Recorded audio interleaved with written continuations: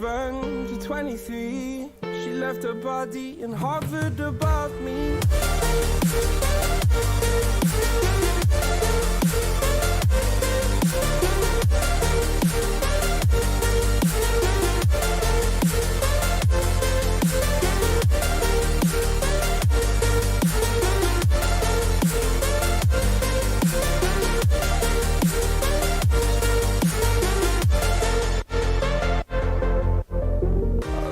Best friend to 23. I heard the heavens crying above me. They gained an angel, I lost a friend. I felt like dying again and again.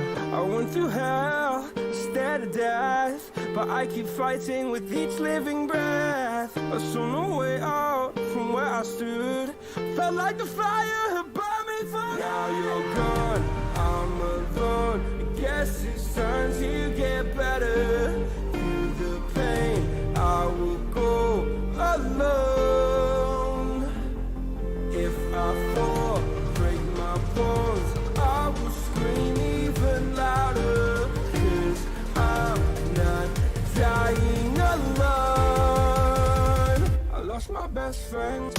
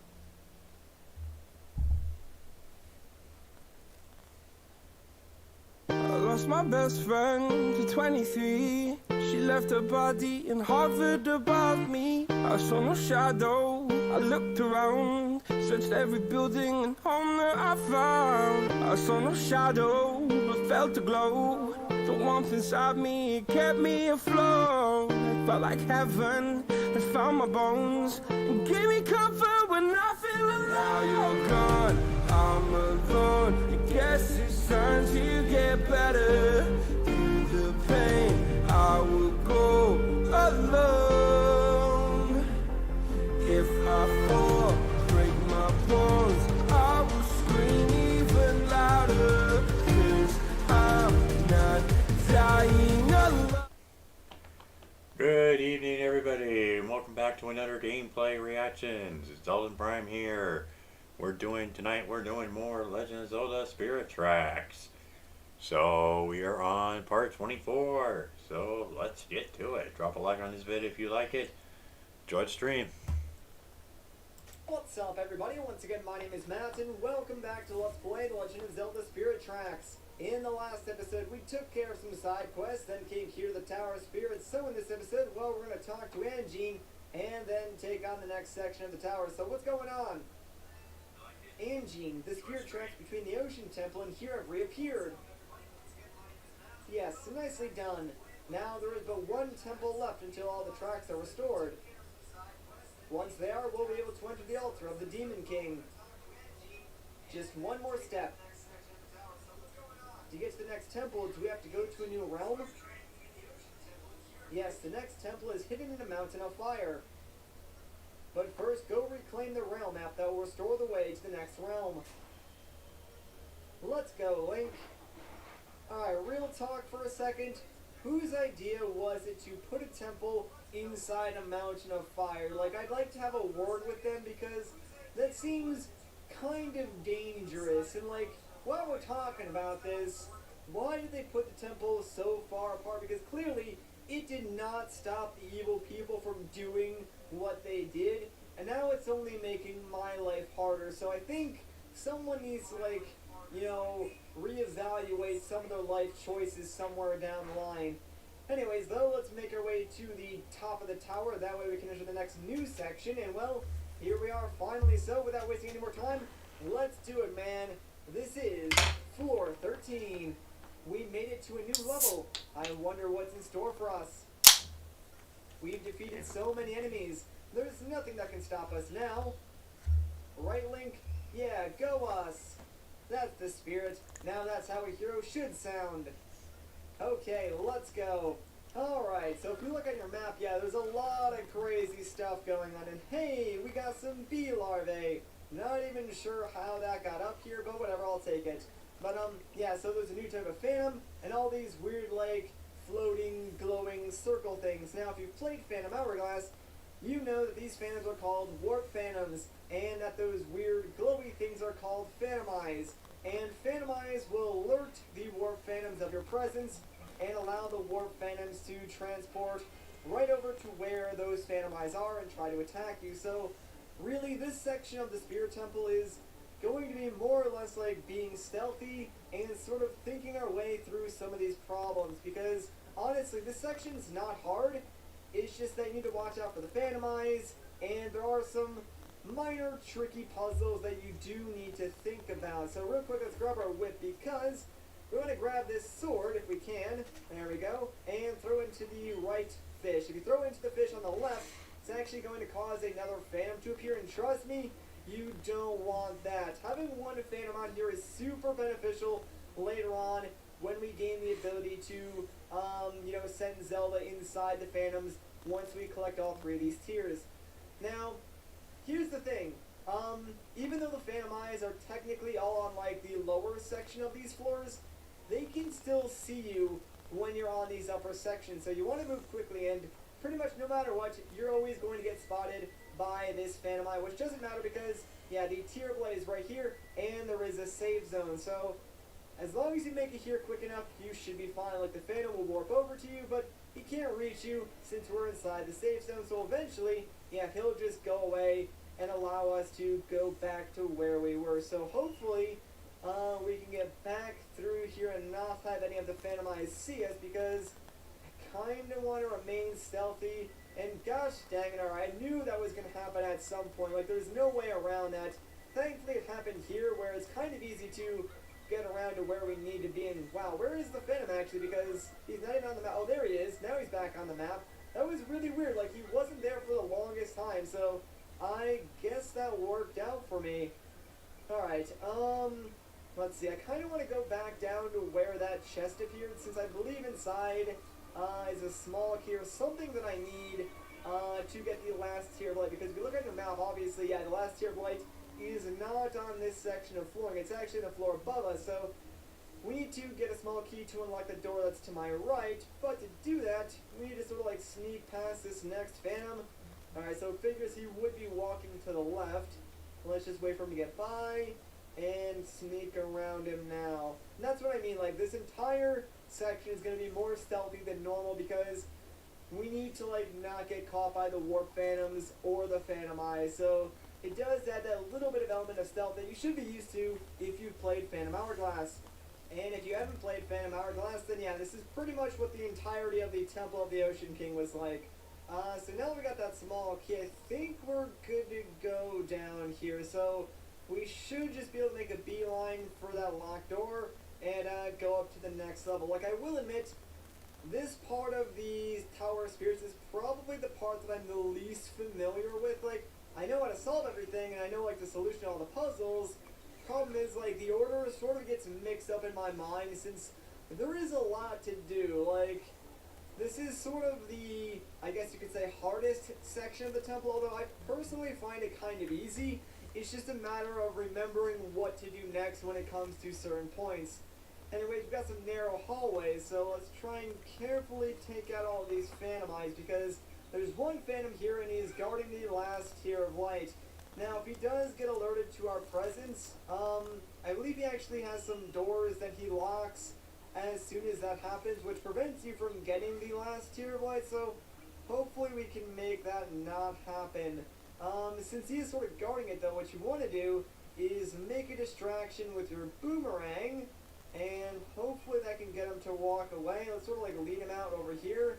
Alright, come on buddy, follow me around here. We should be able to lose like his tracking, like quickly enough, that way this door unlocks. Yeah, there we go. And now we can grab the final tier of light. Sweet, now that we got that, we can take on the phantoms once and for all. Problem is, we kind of need that phantom to reappear now, so there he is, right on cue, and get inside into Zelda. Hooray, now things become a lot easier for us. Hey, check it out, I'm a warp phantom now, hee! Alright, thanks for showing me that. You know those eyeball monster things? They're called phantom eyes. If you draw a line to a phantom eye, I can teleport straight there. That sounds so nice. I'll never have to walk anywhere again. Yeah, so that's pretty cool. Zelda can actually use the warp feature that the warp phantoms have and teleport straight to phantom eyes. And this is probably one of my favorite mechanics about Zelda in this type of phantom, because it is so well used in this section of the temple. And as long as you remember that she can do that, this temple is kind of easy from here on out. Like, we can be able to take on any phantom now and just warp all over the place. And the phantom eyes really aren't going to be a problem, since if Zelda is inhabiting the only phantom body on that floor, none of the other phantoms can really teleport to those eyes and attack you. But yeah, let's head in here and grab this chest. And also, yeah, Zelda will kill the phantom eyes for you too. But inside this chest we got ourselves a Mystic Jade. Alright, not too bad. I think I did sell one of those to Lineback, and it was worth like 250 rupees or 500. I can't remember, but yeah, not bad. I mean, we probably will end up selling that. You can use the treasures to make train parts, by the way. Not sure if I explained that. I know like Lineback sort of tells you about it, but that's what you can also use them for in Gosh Dang. Actually, you know, that's not a bad thing that this Phantom Eye saw me, because what I want to do is actually take control of him. So here you go, spot me. And Zelda, you move away now, and hopefully I can just attack this guy in the back and send Zelda right into him. That actually worked out a lot better than I expected it to. Sweet! And now we've eliminated the only phantom on this floor, so this entire area is now pretty much threatless. Like, the phantom eyes will bother us, but they're just going to be a bother. Like, they're not going to summon any other phantoms or anything like that. And actually, you know, I don't want to go over there first, because I'm going to need to come back to where I was anyway. So let's head over here and grab our whip, because, yeah, there is a grapple beam that we couldn't really get unless we were on top of Zelda. And inside this chest is another Mystic Jade. There's a lot of collectibles on, like, this floor. They don't take too long to get, so I'll probably just go grab them all. Can I land on... Aw, man. I was kind of hoping I could land on Zelda, but it doesn't really matter. Need to come down here and use our boomerang to light both of these torches, and doing so is going to cause that chest to appear. And that's sort of the reason why I didn't want to come down here on Zelda in the first place, because obviously I needed this chest first. And while I go grab this, let's just send Zelda right over here so I can hop on her back again, since I'll need to do that in like a second. And yeah, these Phantom Eyes, that's what I mean. Like, they're not really a threat. They're just kind of there to annoy you and slow you down. But there is the small key that we need, and that will allow us access to pretty much the left side of this room since we haven't really been over there too much yet. But before we do that, let's send Zelda with us on her back all the way down here. That way we can pick up another chest. Now I am trying to explain things sort of quickly as I do them, because this area is really, really long, and I know it sounds weird, but like explaining it like this is helping me remember what to do next, because this area can be tricky. But hey, we got another Mystic Jade. That's like our third one, dude. That is crazy.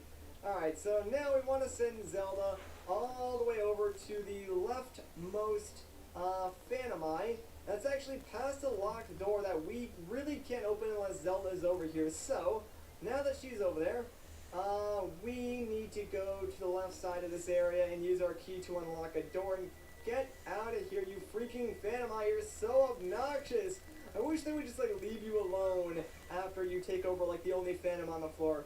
But yeah, we can unlock this door, and right behind it, there is a switch. Now there's a switch on the side where Zelda is as well, and we need to hit these at exactly the same time. So wait for Zelda to hit hers, we'll hit ours, and bam! There we go. Now we're pretty much done with this entire first section, and we can move on up to the next floor. So come on, Zelda, let's go. We got this. We're actually making pretty good progress so far. Really? Did you get stuck on a wall? Are you serious? Come on, Zelda. I swear, sometimes the AI for Zelda is like really, really dumb. But, alright, so, let's see. Now we're on like the other section where we got the final tier of light. Now I'm just gonna try and avoid all these weird like purple shoes. Thankfully, Zelda can take care of them for us. One thing Zelda can't do though is walk across sand.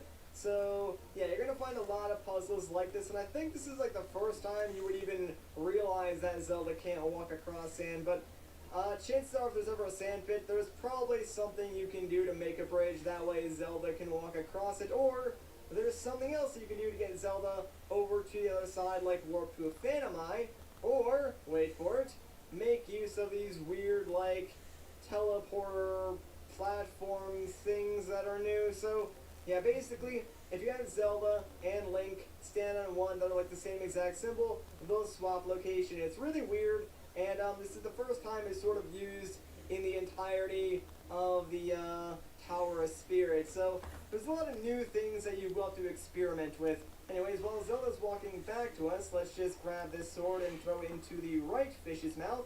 That way we can open up this door and move on up to the next section of the tower. Come on, Zelda, let's keep it moving. We got plenty of more floors to cover. Alright, this one is probably the most confusing floor.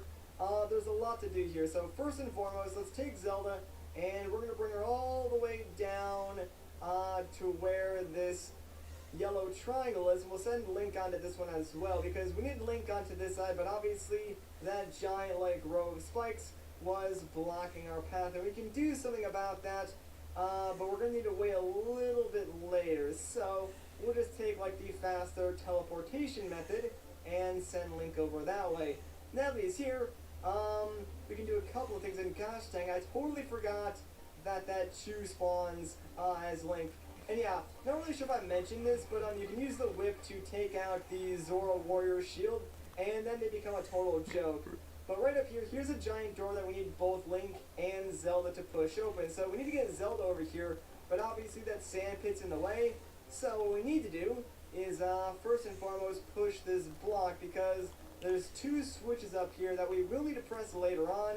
But for now, we're just going to push this block over one of them and sort of like leave it be. Now let's head down here and get onto this square teleporter, and we'll send Zelda up to the square teleporter over here.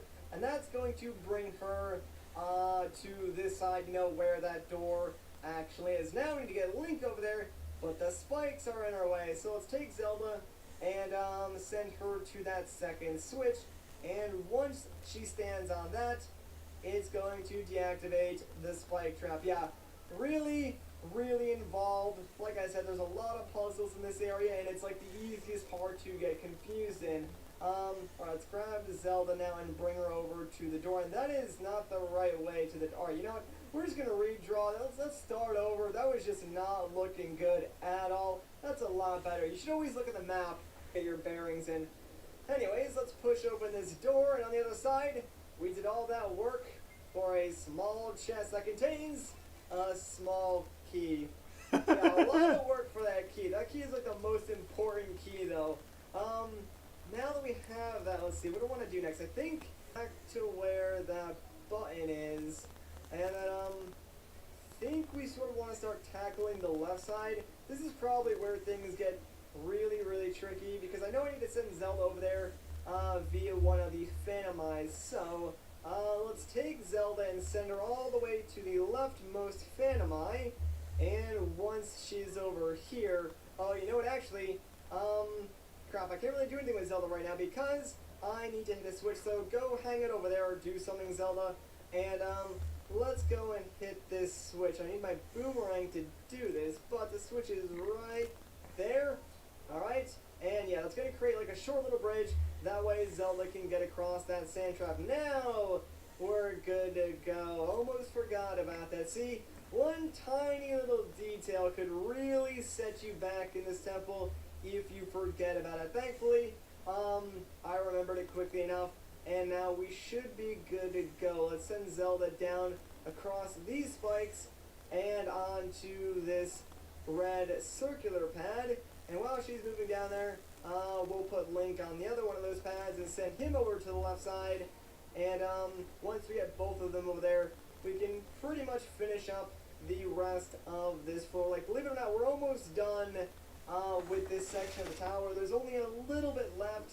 It just takes a while. So let's just warp Zelda back over to this Phantom Eye. And we actually need her to come back down to us. Like, you use Zelda a lot in this section of the tower. Like, almost more than Link, I would say. But yeah, she needs to stand on that switch. That way the spikes that are blocking our path will recede, and we can pass over them. So come on, Zelda. Hurry up. You know, I kind of wish, like, when you switch to Zelda, it would just give you full control instead of, like, having her follow the path or anything like that. But I suppose it's not really a big deal, since this is, like, the largest area where they make you control Zelda just with the pathing that they have. But now, we need Zelda to stop these boulders and push them forward. That way, she can sort of create like a safe path for Link. So just keep drawing forward, and hopefully, we can get to the area with the little opening. Like, one more boulder should do it. Alright, we're clear. Now, let's just have Zelda, you know, come straight through there and step on this switch. We'll step on the other one. And now it'll be much easier to cross over to both sides. But before we go back to the main center, we actually need Zelda to do one more thing, but we also need this Phantom Eye alive, so let's stun him, and we're going to need our Whirlwind to do this, and we need to do it fast. We want to blow this guy across over to this area, and now we need Zelda to teleport to him, since obviously there's no way that we can make a bridge over that sand pit, but we need both characters over here. That way they can activate both of these switches. So that actually worked out really well, and that unlocks that door, and we already have the key for the door behind that door, which means we are pretty much good to go. And thankfully there is a Phantom Eye right there, so we can just have Zelda teleport to that guy. But let me set up Link first, so I kind of just want to like run past him once Zelda does teleport. And there we go. Actually, there are two Phantoms that I just forgot about, so let's have Zelda kill this guy first, and now we'll be able to run past him, unlock the door, and move on to, I believe, the last floor of this section of the tower. Oh man, it's been a long time coming, guys. Like, this is easily the longest section of the tower and most confusing, but floor 16 is very, very easy. So, let's check out this stone slab. Move from the green tile to the red tile. Your path will form a special symbol. Alright, so it's kind of cryptic, but basically what the game wants you to do is watch the movements of the Phantom on the right side of the map. Now, I actually know his pathing already, so I'm just going to draw on the map, that way you guys know. But basically, he'll walk in this direction and sort of create a little bit like of an arrow shape, and we need to recreate that on the left side. So, let's send Zelda over to this Phantom Eye, and there's the green tile that the slab was talking about. And basically what you want to do is have Zelda walk in the exact same path as the other Phantom, and you're going to end up by touching the green tile. So let's keep drawing this path. You kind of want to be as accurate as you can be, but the game does give you a lot of leeway. Oh, and it's the red tile that you're ending on, not the green one, my bad. But yeah, as long as Zelda like hits every basic tile in the center when she's crossing over, we should be good. And come on, just a few more tiles. I think I drew my line well enough, and yes, we did. Fantastic. So doing that will unlock the last door. Now we can move up to where the rail map actually is. So yeah, we're done pretty much. Like, we did it, guys. We got through this section of the Tower of Spirits. Like, it may have taken a while. We may have had to been more stealthy, but we got to use some cool mechanics, see some new stuff. So overall, it was a lot of fun. And even though it did take a lot longer than like the previous sections, I still think this is probably one of the best sections of the Tower of Spirits, and it's certainly better than the entirety of the Temple of the Ocean King. But here we are. So long, Phantom Suit, and goodbye, Special Glowy Sword. I'll miss you guys, but you served us well. And I guess Zelda has nothing to say, so, well, here's the rail map. Let's pick it up. And we got the fire rail map. Some of the lost spirit tracks on it are reappearing. Look at that. Uh-oh. Hey, Zelda's happy. Wait, how did I high-five you? You're a ghost. So this is your handiwork, is it?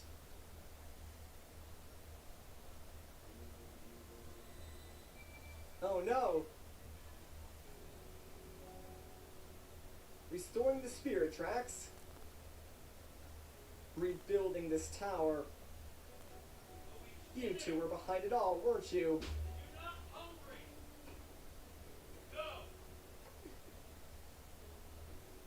It didn't have to come to this, you know. If you just minded your own business. Stop, Burn. Wait, Anjean? What? How'd you get up all those stairs? I always suspected this day would come. Indeed, I had a premonition the day you left the tower.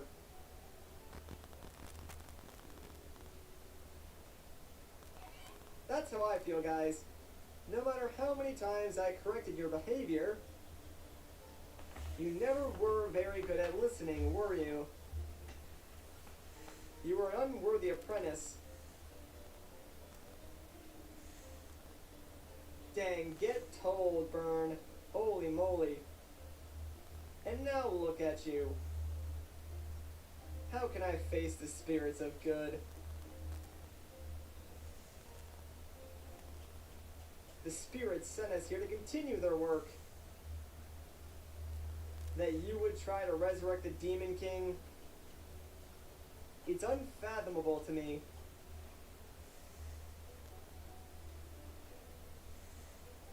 I have no wish to continue the work of the spirits. Why would I want to serve the spirits when I can become as powerful as they are? That was the reason why I came to study with you.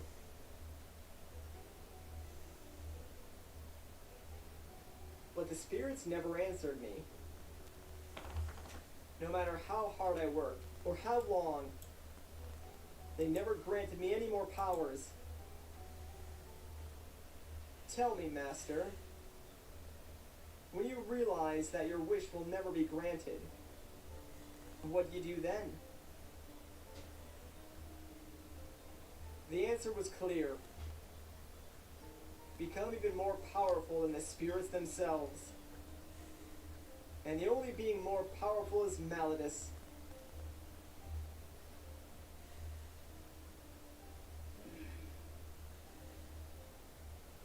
Your thoughts are twisted. It's obvious that the time for saving you is past. My words would only be lost on you. Hurry to the fire temple, your highness, quickly. You too, Link, restore the spirit tracks.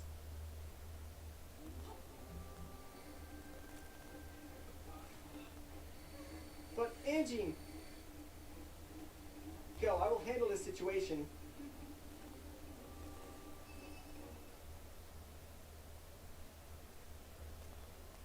Now then, shall we begin?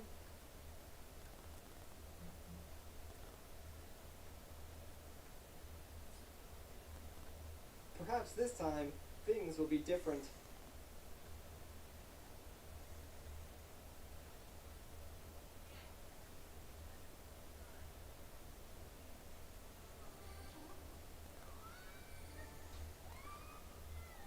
Ouch. Ouch. Are you alright there, Link?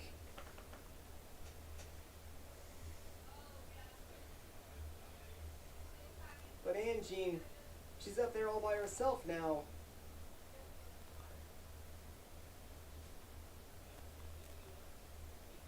I guess we just have to believe that she'll be okay. Let's do as she said and go to the fire temple. We must hurry to restore the spirit tracks in time. You got it, princess.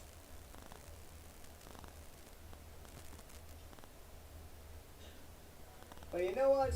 I think that can wait until the next episode. So if you guys enjoyed this part, a like rating would be greatly appreciated. If you want to see more, consider subscribing. But once again, guys, my name is Matt. Thank you so much for watching, and I'll catch you in the next one. What's up, everybody? Once again, my name is Matt, and welcome back to Let's Play The Legend of Zelda Spirit Tracks. In the last episode, we got the fire rail map and left Angie and Burn at the top of the Tower of Spirits. In this episode, well, we're going to talk to Zelda and make our way to the Fire Realm. We have to go to the final temple and restore the last of the Spirit Tracks. We must hurry there, for Angie's sake. Let's go! I just saw the rail map for the Fire Realm. New tracks have appeared that connect the Fire and Snow realms. What realm should we go to, Link? Well, obviously the Snow realm, then.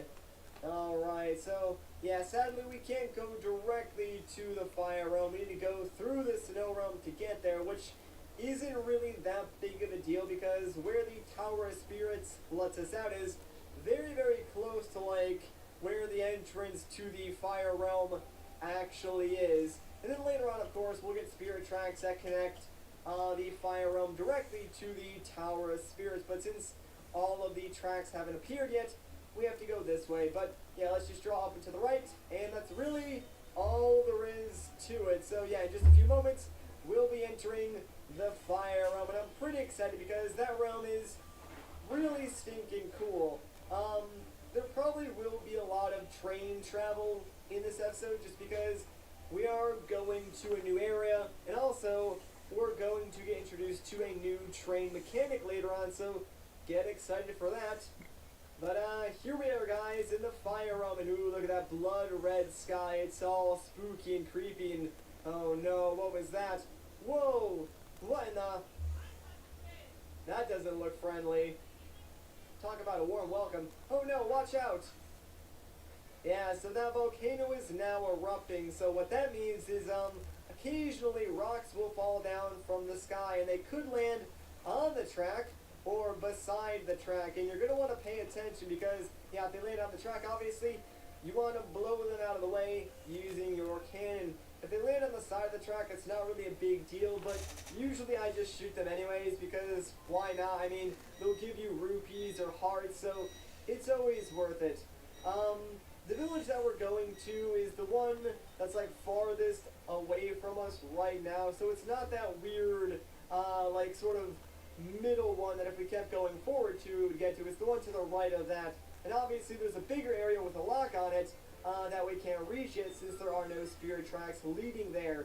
So for now, we're just going to go and stop at whatever this village is, and do what we normally do when we get to a new realm. Search for the Elder, find the Sanctuary, and talk to the Locomo. And I believe the stop is like right after this tunnel, so I'm going to slow down now just to like prepare for that stop.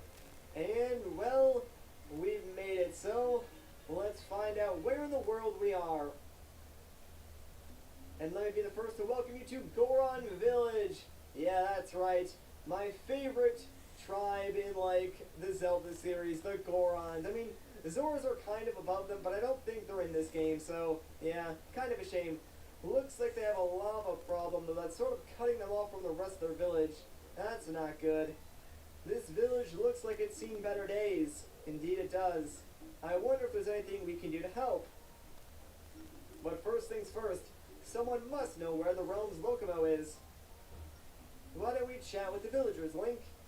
That sounds like a good idea, Zelda, but like I just said, we're sort of cut off from the rest of the village, so talking to these guys is entirely pointless. Instead, let's go look at this rock, because that's way cooler.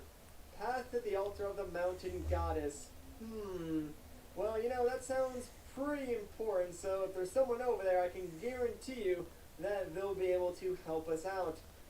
First things first, though, right over here, there is a chest that we can pick up, so inside we got ourselves a wood heart. Oh boy, that's just great.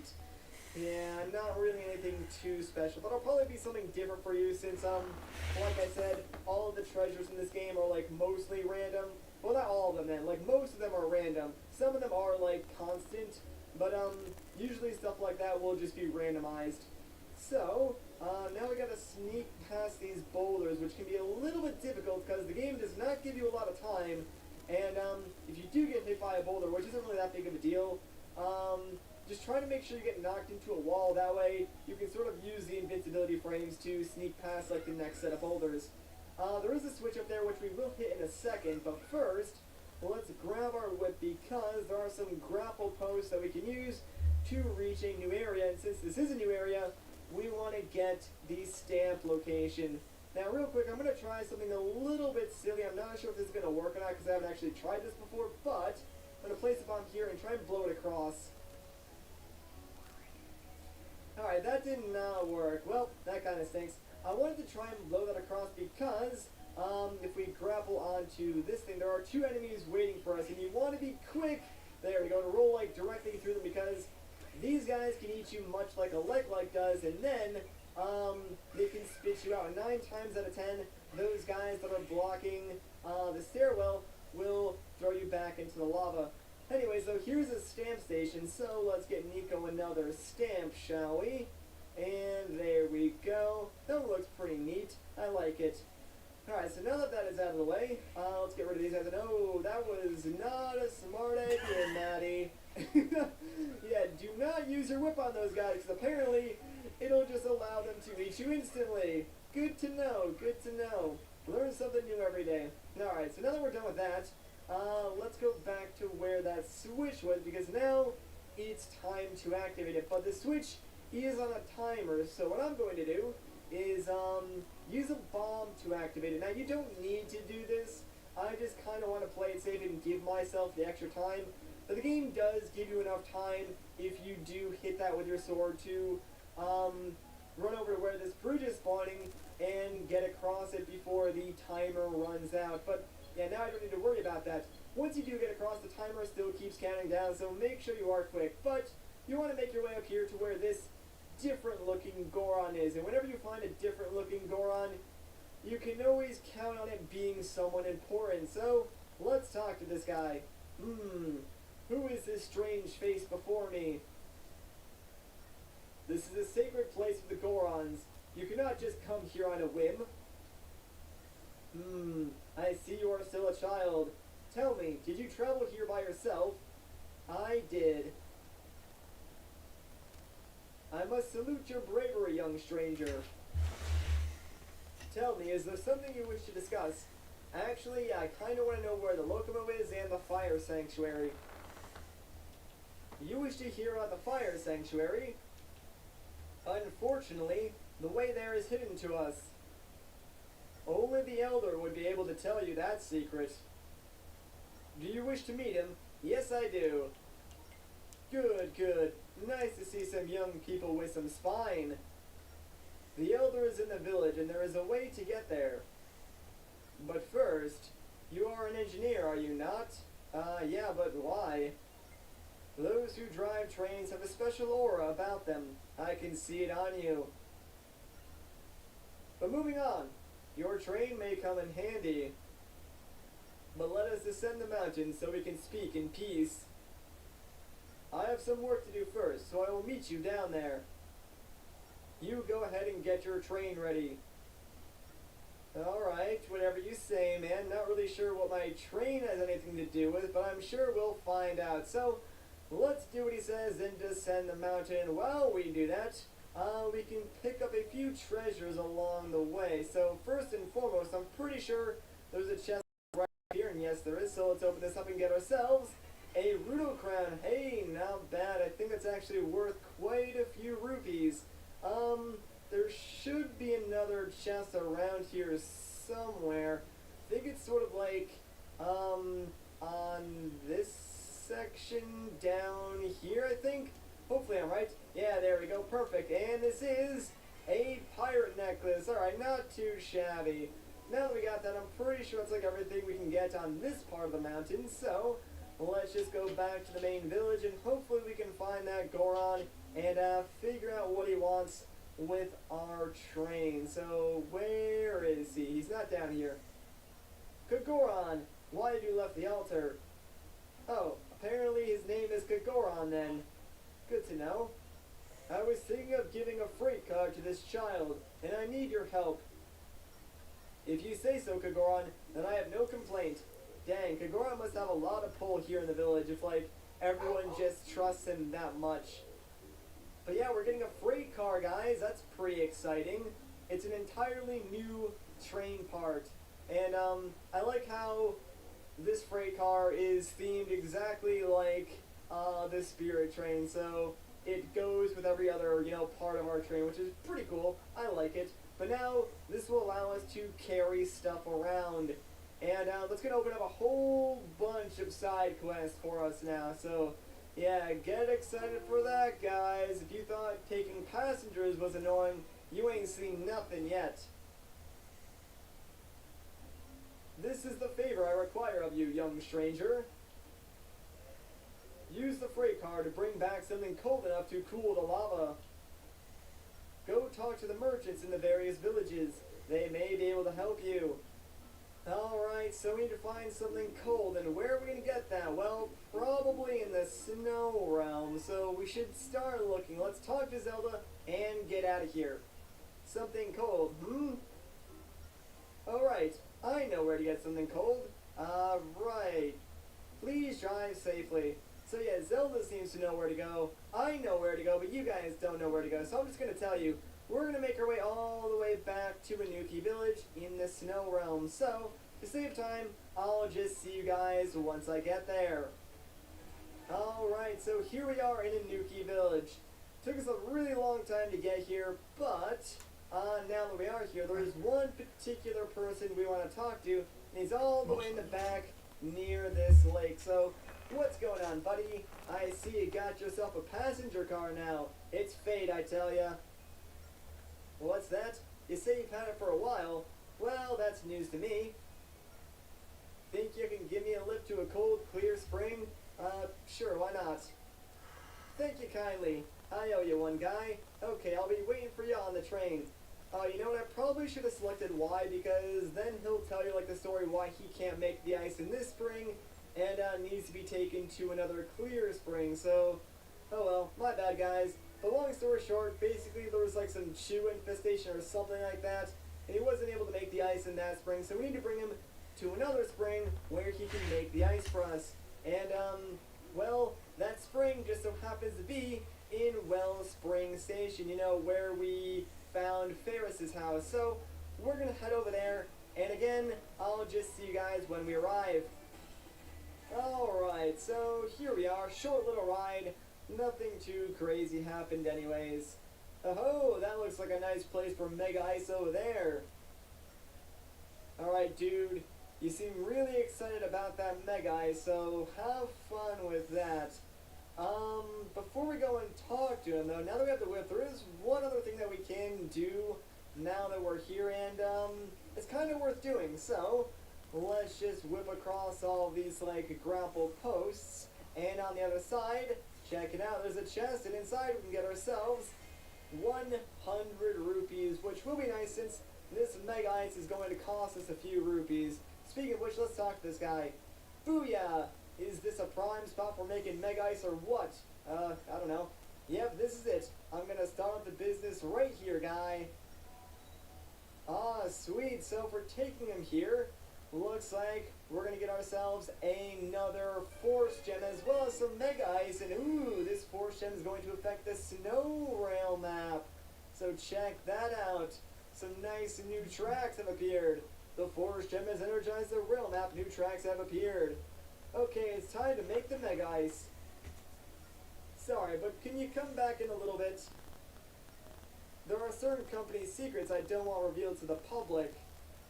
Alright, so basically we just need to reload this map, and I'm pretty sure we can do that by going inside Ferris's house and leaving it very quickly. Hopefully, that should be all we need to do. And yeah, there we go, now we can talk to him again. Hey guys, so about that slick little freight car you got. Why not load it up with some of our fine local Mega Ice? How about it? The ladies go wild for it, and I'll even cut you a special deal. How does 25 rupees sound to you? Alright, sure, let's go for it. Pleasure doing business with you. Let me know if you ever need more. Oh, and I'll even load up your freight car for you. How is that for service? Well, I kind of expected you to. Now's a good time to let you know some things about handling the product. First, don't hit anything or let the train sway when the ice is loaded on. If you do, the ice will spill everywhere. Also, watch out for monster attacks. Second, you're carrying ice, pal, so naturally, it's gonna melt, yeah? In nice chilly places like this, you won't have to worry though. But once you travel to warmer places, it'll start melting before long. Get to where you're going before all the ice runs out. If you don't, be prepared to say bye-bye to all the ice. Yeah, right, so now that we have like something to carry on our train, we need to be a little more careful with it. Are you ready to leave? Yes, I am. Let's go, Link. And since this is like a new train mechanic, I'm going to show off again how to like handle cargo on your train once, and in the future we'll probably cut the rest of this out. So for now, let's just draw our path to the Fire Realm and get going. So, like you said, when you're in colder places like the Snow Realm, the ice is fine. As you can see, we have 20, I guess, pieces of ice right now, and while we're in the Snow Realm, it's not going to melt. But once we leave and go to the Fire Realm, it'll start melting slowly, one piece at a time. Also, if enemies attack your train, you're going to spill like 1 or 2 chunks of ice, so you're going to want to avoid that. He talked about the train swaying, and I'm assuming that means like when you're going around turns very quickly, but to be honest, I've never actually noticed that happening before. So, usually what happens when I have cargo and when I'm not carrying a passenger, I'll just leave the train going full speed. But, from that dude's dialogue, it sounds like if you do that around too many turns, some of your cargo could fall off. Again, I've never noticed that happening in the few times that I've played through this game, but I suppose like maybe I just never noticed it or I got incredibly lucky. So, I'll try and go slow while going around turns when I have cargo, just so we don't have that risk of any of our cargo getting lost. Now, as you guys can see, there is a new demon train that has spawned, sort of on our path to the Goron Village, or the quickest path to the Goron Village, and you kind of want to avoid going past it at all costs, because that train will go after you no matter what, and there's really no way to avoid it, so you kind of have to take the long way around, which stinks, because, well, if you look at our ice meter, yeah, already one piece of our ice has melted, so taking the long way around means that there's a higher chance that your ice is going to melt, and there's way more obstacles like these meteorites, there's some enemies, and of course more of the demon train, so you gotta watch out for all of those things, and you gotta be quick because obviously you do not want your ice to melt. Now, thankfully the game is very, very lenient. As long as you have one piece of ice left by the time you make it to Goron Village, that is all you need.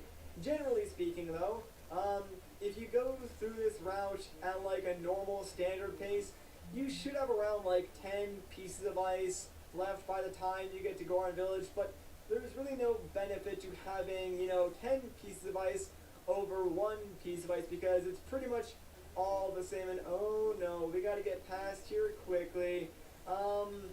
Yeah, we should be fine. Holy crap, the game is slowing down so much because we're like really close to 2 demon trains at like the same time, and the game just cannot handle that. It's so funny. But yeah, we're pretty much in the clear for the rest of the route over to Goron Village, and we're doing fine. We got still 15 pieces of ice, so yeah, we're good to go.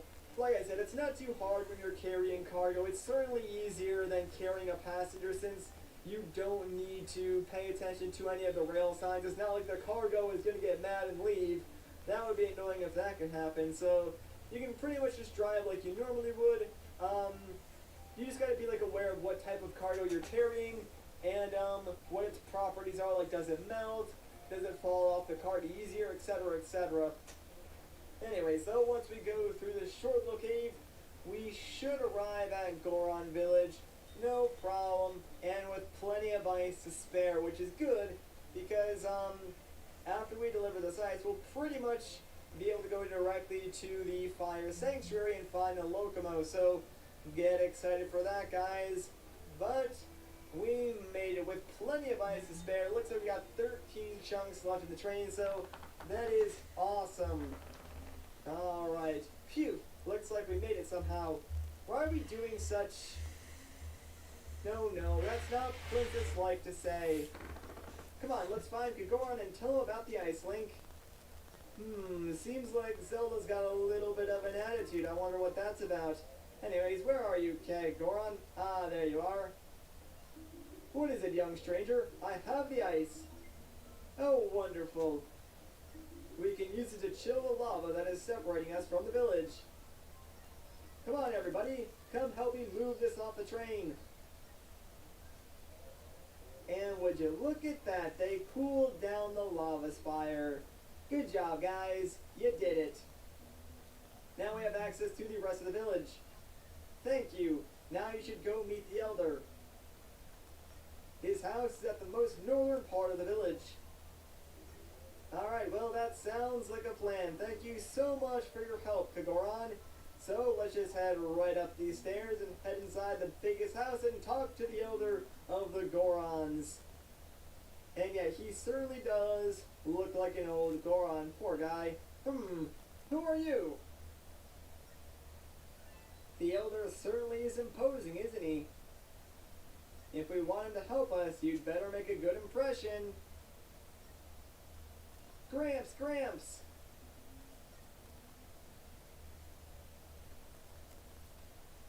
Oh, my grandchild. Are you alright? We were all so worried about you. This boy fixed the path to the village, Gramps. That is how I could make it back home. Is that so? Well, I'd say that's a good impression. Ho! So you are the human Goron spoke of. I am the Elder of this village.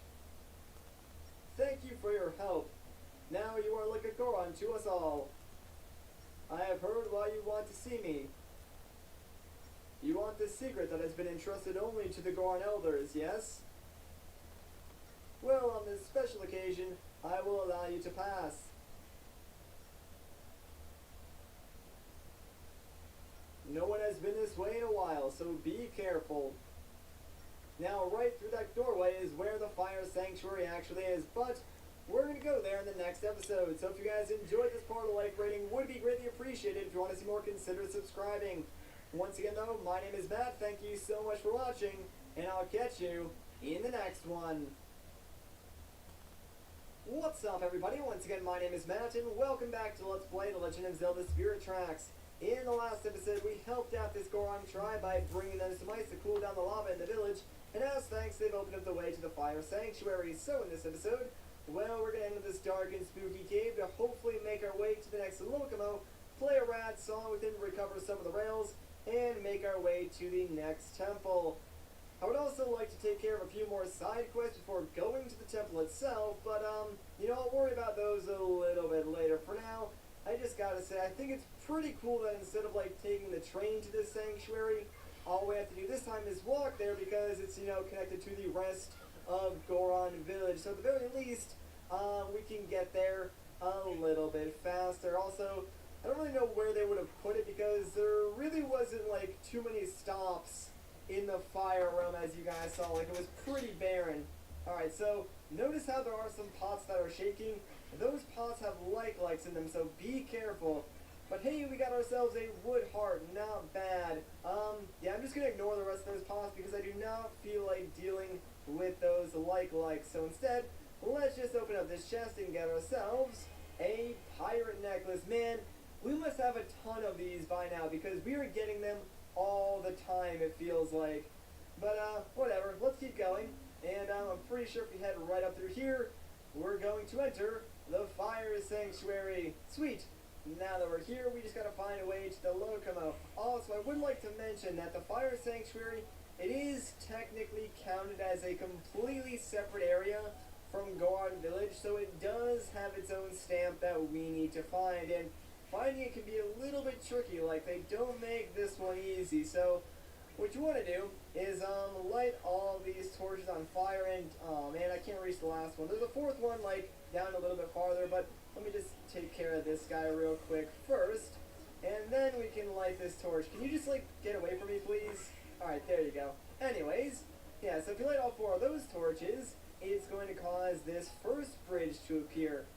But if we take that bridge, we can pretty much just go directly to the Locomo, but we'll be skipping over the stamp and some other stuff. So what you want to do is keep going down here, and let me just clear this area of all the enemies first, because that'll make my life a lot easier. But as you can see, there are two more torches. So we need to grab the fire from this fourth torch and use it to light these other two torches. And doing so will cause two more bridges to appear. And these ones will lead us to a treasure and the stamp station for this area. So a little bit tricky, but if you do explore, you should be able to figure out how to get this stamp very easily. And I think this is going to be like our 15th stamp, which means if we go and visit Nico, we'll get another reward. But first, we got ourselves a pearl necklace. Alright, not too bad, not too important though. Anyways, let's head down here because, well, here is the stamp station. So let's get this 15th stamp for good old Nico, and then maybe later on in this video, we'll go see what it is that he will give us for getting so many stamps. Now that we're done with that though, we gotta solve a puzzle to find the Locomo, so let's read the stone slab. And let's read it from the front. Opening the door of friendship. Once upon a time, two men fell in love with a beautiful woman. One man was popular and always the center of attention. But all he cared about was the beautiful woman he had fallen in love with. Unfortunately for him, the woman only had eyes for the other man. The battle for the woman's love grew and sent sparks hot enough to melt stone. But eventually friendship shone between the men like a light uniting the pair. It was as if a door had been unlocked. Right, so unlock the door leading to the Locomo. We need to solve this riddle. If you look at like where all of these stone faces are looking, you can see that like all but two of them are looking at this center stone. So that's the popular guy. And the popular guy, well, he's looking at this stone. So that must be the woman. But the woman, she's looking at this stone, which is looking back at the woman. So these are the two stones that need to be friends, and we need to sort of shine the light. How do we do that? Well, we can play the Song of Light.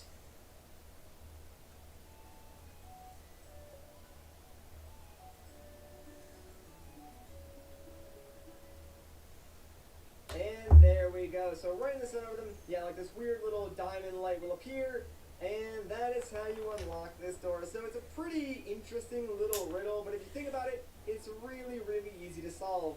So let's head in here and talk with the next Locomo. It took us a while, but we finally found him.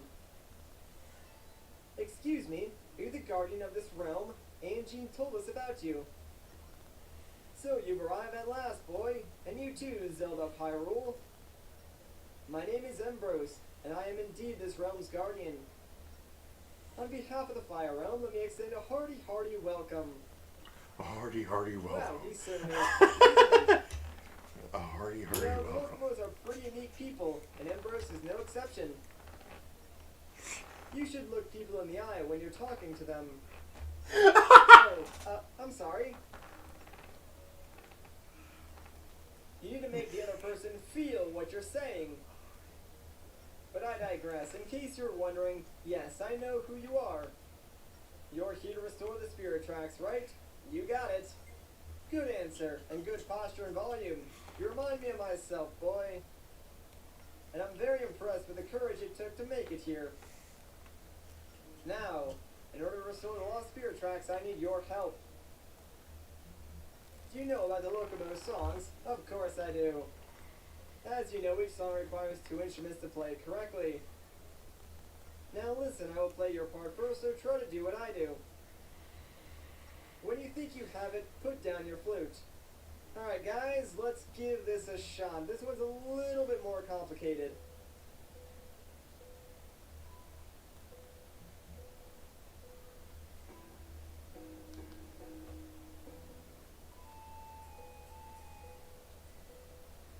Alright, that should be enough practice. Let's go for the real thing. Good, then you are ready for the real thing? Let's do it. Now, don't be confused by my part. Winning makes you confident, Ding, ding, ding. brings you closer, Ding, ding, ding. and gives your hair the volume and shine no shampoo can.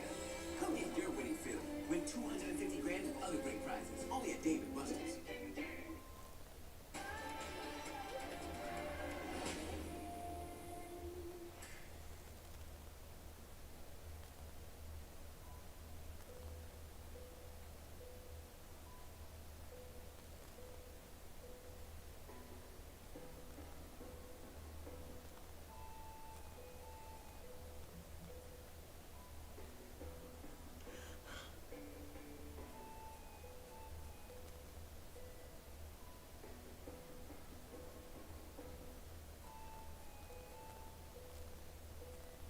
Wait, that actually worked?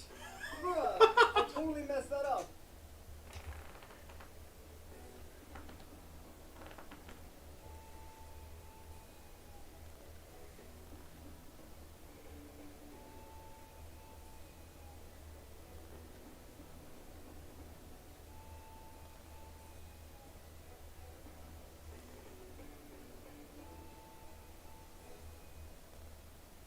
I cannot believe that worked. The game gave that to me, but there we go. We completed the duet with Ambrose, the Locomo, the Fire Realm. The Fire Realm has started glowing. And wow, that is a lot of stuff. New tracks have appeared. You did it. That was the best performance yet, Link, if you say so. Come on, let's make our way to the Fire Temple. Thank you so much, Ambrose. Well done indeed. Just one thing before you go. The mountain's rife with danger, so talk to people at the village before you go. Alright, will do. But yeah, dude, I cannot believe that worked. Usually the game is such a stickler for the Spirit Flute songs, and like, I totally missed a note during that last segment, and I'm pretty sure I messed up during like the first segment too, so I was sure that that was not going to work. Like, holy crap. I'm not complaining at all, by the way. Like, I'm gonna take that as far as I can, because that is amazing. I've never had anything like that happen to me before in my entire time playing this game. Like, normally if you mess up the littlest thing in those songs, the game's like, nope, do it again, do it right. Like, holy moly. Alright, so now that we're done, yeah, let's go back to the village. Oh, it appears everything went well. You must be quite the musician. Where do you go directly to the Fire Temple now? Not sure actually. I see. Well, at least try to remember this. There is a gate to the Fire Temple that is protected by 3 locks. But some mischievous monsters stole all the keys. Without getting all the keys back from the monsters, you can't open the doors. Did you write all that down? Yeah, sure, why not? The people of the mountain village know a lot about the monsters. Go ask them for advice. Okay, you're the second person to tell me that, so it must be important. But before we start talking to people, let's start a side quest, shall we? This guy's supposed to, like, call me over to him. I'm not sure why he's not. Let's talk to him, though. Is something the matter? Oh, wait a minute. Hang on, that's weird. He's sort of acting like we already started this quest, but I know for a fact we haven't. We need at least 10 blocks. Please hurry. Yeah, so this guy wants ice to cool down the lava that's, like, to the right of him. But he's supposed to call you over to him, and I swear to you guys, I never talked to him before, so I don't know why this side quest is already active, but yeah, let's go and get this guy some ice then. So pretty much, we just need to go all the way back to Wellspring Station, bring the ice back here, and we need at least 10 blocks to melt the ice near his house. Not sure why 10, but whatever. We're gonna go get that, and I'll meet you guys back here once we have the ice. Okay, so we're back here with 17 blocks of ice, and the reason why we have so many is because the demon train that was blocking the quickest route, like the last time we tried to deliver ice, isn't there anymore, so it's a lot quicker. But we got your ice. Is something the matter? We got it. What a go-getter. Alright, so with that, he can cool down the lava leading to his house. Good work, Captain. I'm a big fan of yours. And now I am all full of grateful feelings. And oh man, check it out. We got ourselves another Force Gem. Hooray! And you guys know what that means. There's going to be some more tracks appearing on the Fire Realm map, which pretty much lead to nowhere right now. So, a little bit useless, but I mean, they will be used for something later on. Great, I cannot wait to start loafing around at home. Man, you got some high aspirations, Mr. Goron. You do you, man. You do you. Alright, so now that that is done, I do want to take care of a few more side quests before going to the Fire Temple. So, next stop for me at least is going to be Hyrule Castle Town. So let's head over there right away. We'll take on some side quests and then do whatever else we have time for in this episode. But I'll see you guys once I get over to Hyrule Castle Town. Alright, so here we are in Castle Town. There's actually a lot of quests that will take place in this area right now, so there's 2 people that I want to talk to, but we can only do like 1 quest at a time, so, you know, we'll start by talking to this guy. Oh, looks like your train can transport cargo now. So, how about bringing me some yummy fresh fish? I'm hungry, so I'd like 10 of them at least. What do you say? Alright, let's get this guy some fish. Where are we going to get that fish, you might ask? Well, think. Where was that fishing village? It's actually Papuchia Village. So, of course, we need to go all the way over there, find some fish, and then bring them back here to this guy in Castle Town. So, you know the drill by now. I'll see you guys when I get to Papuchia Village. Alright, so here we are in Papuchia Village. So the reason why I'm actually keeping this part is because I really didn't show where to get the fish. But first, let's get the mail. I mean, we haven't really seen the postman in a very long time, so this might be important. Hey, howdy, mister. I have a letter for you from Ferris, Link. That guy's a character, isn't he? He called himself a trainiac. Is that some sort of disease? I guess I'll never know. Well, anyways, here's your letter. Well, thank you very much. Here you go. And we just got a letter. Alright, I'm done. Okay, I've delivered your mail safely to you. Well, my work seems to be done here, so I'll be off. See you around. Alright. Bye, postman. Yeah, you really don't see him as much as you do in Phantom Hourglass, but I'm okay with that. Anyways, let's check out this letter from Ferris and see what it says. Tell me, does this place look familiar to you? I'm over here trying to snap some shots of an awesome armor-plated version of that new train. I'll be around here for a while, so come pay a visit if you get a chance. That would be sweet. Your buddy, Ferris. Alright, so he's somewhere in, like, the snow realm, I would guess from that picture, but, yeah, I'm not gonna go and see him right away, so we'll hold off on that. For now, though, let's head down over here, jump across these little islands, and, well, we can talk to this merchant who is selling some fish. These fish look delicious, don't they? I caught them myself today. I'll give you 20 fish for 50 rupees. Alright, sounds good. This is the first time you bought fish from us, right? Here are some tips, then. If you don't keep fish nice and cool, they'll spoil very quickly. So don't just leave them outside in the sun. Oh, and watch out for birds too. They'll eat all your fish up before you even know they're there. Enjoy the fish. Right, so yeah, we have to watch out for them spoiling in the sun, like the snow melts, but we also need to watch out for birds swooping down and eating our fish. So now we gotta bring all this fish back to Hyrule Castletown before we lose them all. So, I'll see you guys once we arrive back in Hyrule Castletown, hopefully with all of our fish. Alright, so we made it back here to Castletown with plenty of fish to spare, so let's just go and deliver these to that guy before, like, the rest of them spoil. I think they can spoil, like, if you just leave them there, but, whatever. If you're talking to me, that means you got me some fish. Yes! Please, please, please sell them all to me.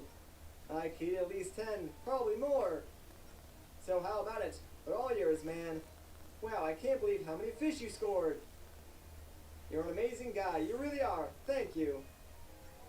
Oh, look at that. It's another Force Gem! Sweet. You know what that means? We're getting some more spirit tracks on the fourth rail map, and these ones sort of create like another shortcut, and they also lead into the ocean realm, so that's pretty neat. Now I can finally make that giant fish casserole I've been dreaming of. I'll let you know if I have any other orders. Thanks a bunch. No problem. Alright, so there's one more guy we can talk to here in Castletown to get some cuckoos, and I think he's actually up around here. Yeah, there he is. Alright, so what's up with you, my man? Oh, good news, Link. My cuckoos are getting so big, it's almost time to start selling them. If you hear of anyone who wants to buy some cuckoos, please let me know. The price is 50 rupees for 5 birds. Is that a screaming deal or what? Would you like to purchase some of these fine fowl? Sure, man. Thank you very much. I'll put them on your train for you. You might already know, but the cuckoos will run off if the carriage is hit.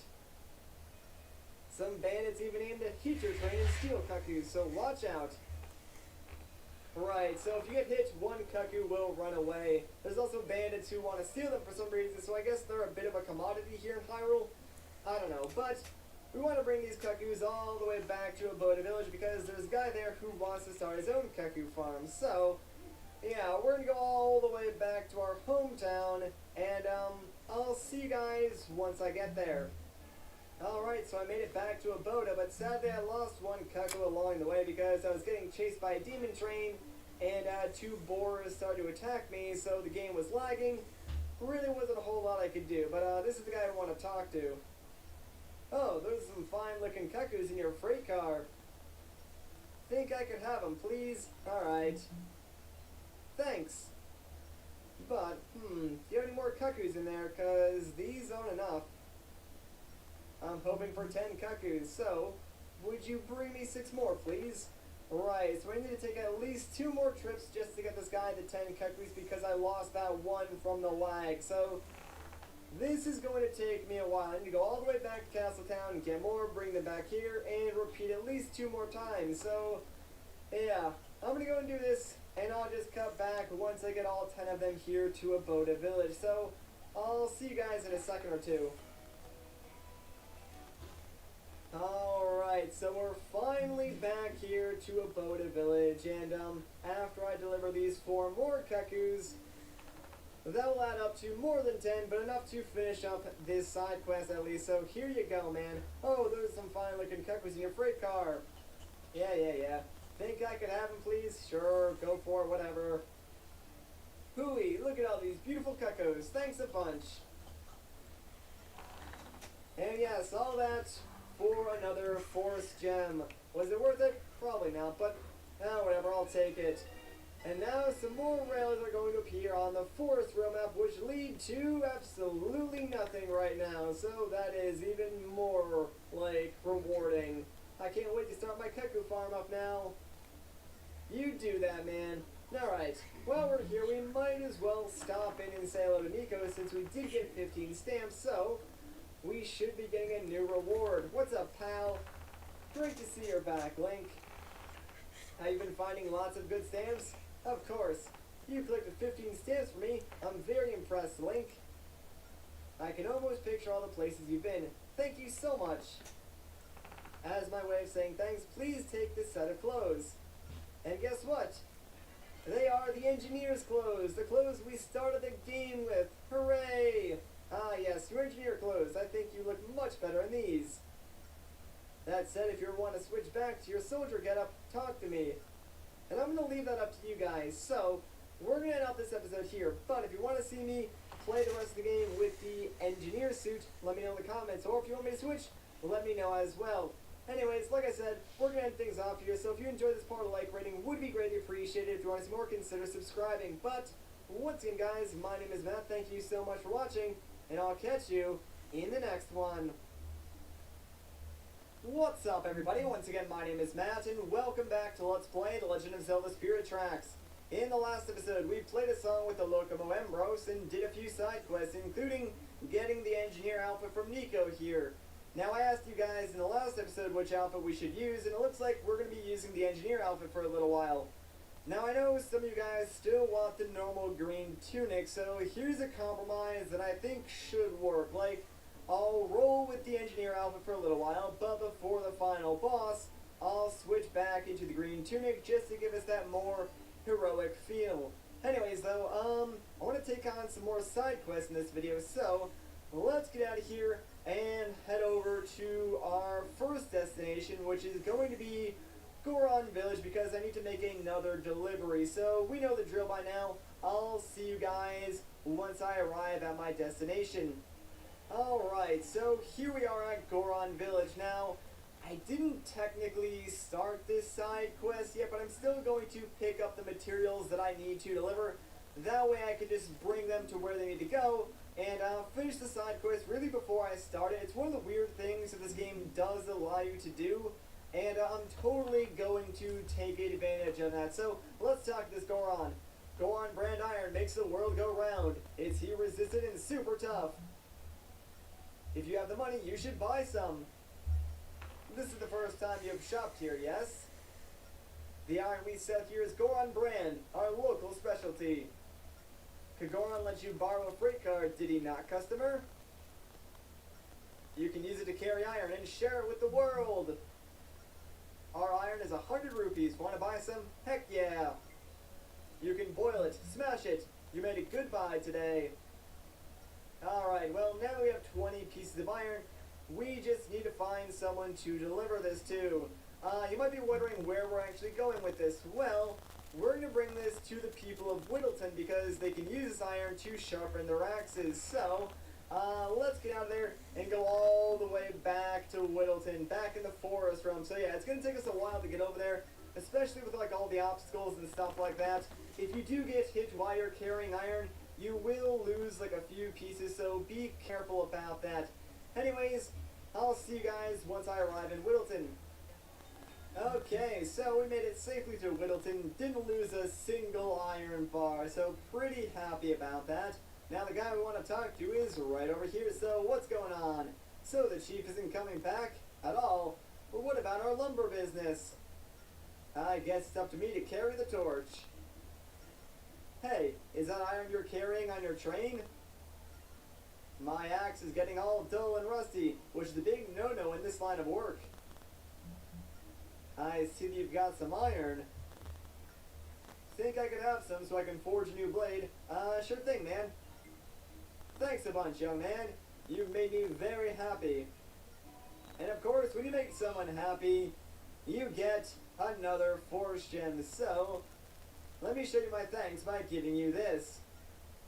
Let's see what new tracks are going to appear on the Forest Realm app. Looks like these ones are going to lead up to the Snow Realm, so not bad at all. You can come shop here anytime you like. What about right now? This here is genuine Whittleton lumber. Build a house with this stuff. It'll be around for 1,000 years. It's 20 logs for 100 rupees. What do you say? Let's do it. So, this is your first time purchasing wood from us. Then here's a little pro tip. As you know, there are lots of monsters in these parts. Be careful not to drop any of your lumber. Thanks, little man. Come back anytime for more. Alright, just like the same thing with iron, so watch out for monsters. Anyways, where are we going with this lumber? Well, guess what? We're gonna go all the way back up to Anuki Village because they need this lumber to build a fence. So, I'll see you guys once I get back up there to Anuki Village. And we made it. Not a single log lost. Hooray! So now we have this wood. I believe the guy we need to talk to is, yep, this yellow guy right here. Hey, look at all that lumber. Perfect. We need 15 logs, okay? Sure, I got 20. Good job, guy. Now we have enough material to build our fence. How can I say thank you? I know, take this. Go on, it's for you. And he's going to give us a pearl necklace. Alright, thanks, I guess. Even if we have the lumber, there is no one here who knows what to do with it. It's wood. Hey guy, could you find someone who can build things and bring them here? I guess I could do that. Now, who do we know who can build things? The bridge worker. Where's the bridge worker? All the way back at Linebeck's trading post. So guess what? We need to go all the way there and then bring them all the way back here. Yeah, kind of annoying. And that's sort of why I'm like doing all these types of side quests right now. I just sort of like want to offload them all as much as I can early on. That way we can sort of like speed things along and just go like from temple to temple and not really worry about too many side quests. Now, the reason why I'm leaving this part of the travel in is because there is something very important that I want to show off. And no, it's not the game's annoying slowdown whenever these tank enemies appear, which, by the way, are super annoying. Like the music, I guess it's kind of cool, but these enemies cause the game to lag so much. I honestly have no idea why like they even put them in the game because it slows to an absolute crawl when they appear. Anyways, yeah, I want to go through this new section of Spirit Track that I don't think we've been on before because on the other side of this forest we're going to find something very, very important. It's another one of those teleportation gates, so hopefully we can shoot this and activate it because if we use this specific gate, it's going to take us very close to where Linebeck's trading post is, and oh my gosh, that was very close. Like the tail end of our train just was like in the portal enough to let us go through. But yeah, this brings us all the way to the ocean realm, which is very helpful since that's kind of close to where Linebeck trading is. So now we can just go all the way to the forest realm and stop at the trading post. So I'll see you guys there. And here we are, back at Linebeck's trading post. Now there's a few things that we can do here, but first and foremost, let's go over and talk to the bridge worker. What's up? Well, what do you think? The bridge hasn't fallen down yet. Not too shabby, huh? Yeah, I'd hope so. But this place is kind of a bore for a cosmopolitan fellow like myself. Actually, I'm thinking of heading somewhere new. Well, I got a job for you. What? They're looking for someone to build a fence in Anuki Village? What does that have to do with me? I'm the bridge worker. Got that? Bridge! You think I want to build some ugly old fence? Well, I mean, I figured you could use the work. What's that you say? A true craftsman can build anything he wants to. I think I know more about what a craftsman can do than you do, kid. Still, maybe you got a point there. Tell you what. I'll build that fence after all. We can go right now. Alright, perfect. Alright, I'll wait for you at the train. Let's get to Anuki Village quick. You got it, pal. But before we shove off, while we're here, what do you say we go into Linebeck Trading and see if we can, like, build a new train car or something like that, since I know a couple of you guys really wanted me to deck out our trains. So, let's see what we can do with the treasure that we've got. So, what's going on, Mr. Linebeck? Train cars. Now, there's one certain set of, like, train car that I would like to build, so, hopefully we can do it. Let's check out the engines, and I want to build the steel engine, so do we have enough? Let's find out. Ah, dang it, we need a Goron Amber. We have like everything else though, that stinks. I really don't like anything else, to be honest. Like the Dragon Head is alright, but we can't build that because we need like 12 demon fossils and we have 0, so that's just great now, isn't it? crap, that kind of stinks. I thought for sure like we had enough to at least build the engine, but I guess not. What about like the efficient freight car? Can we do that?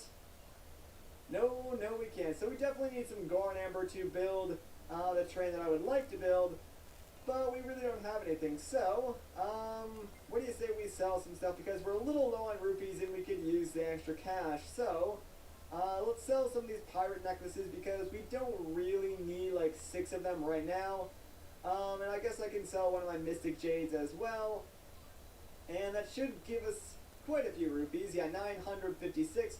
Not bad at all. That's pretty much all the money we should need for at least right now. So, now that that is out of the way, kind of stinks we didn't get to change our train, but I guess we can get out of here. So, we need to bring the bridge worker all the way back to Nuki Village. So, I'm going to do that. And of course, to save time, I will just meet you guys once I get all the way back to Nuki Village. Alright, we're finally here, and it seems like the bridge worker enjoyed his second ride on the Link Express. Well, we're here already. Your driving was so smooth that the trip just flew by. I'm rested and ready to tackle the work. Off I go. Alright, have fun, man. Probably doesn't realize that we took the portal, and that's why it was so short to get here, but not my problem. Let's talk to that yellow Anuki again, though. You brought the bridge worker here. Now we have everything we need. Oh boy, check it out. We're getting another force gem. Hooray!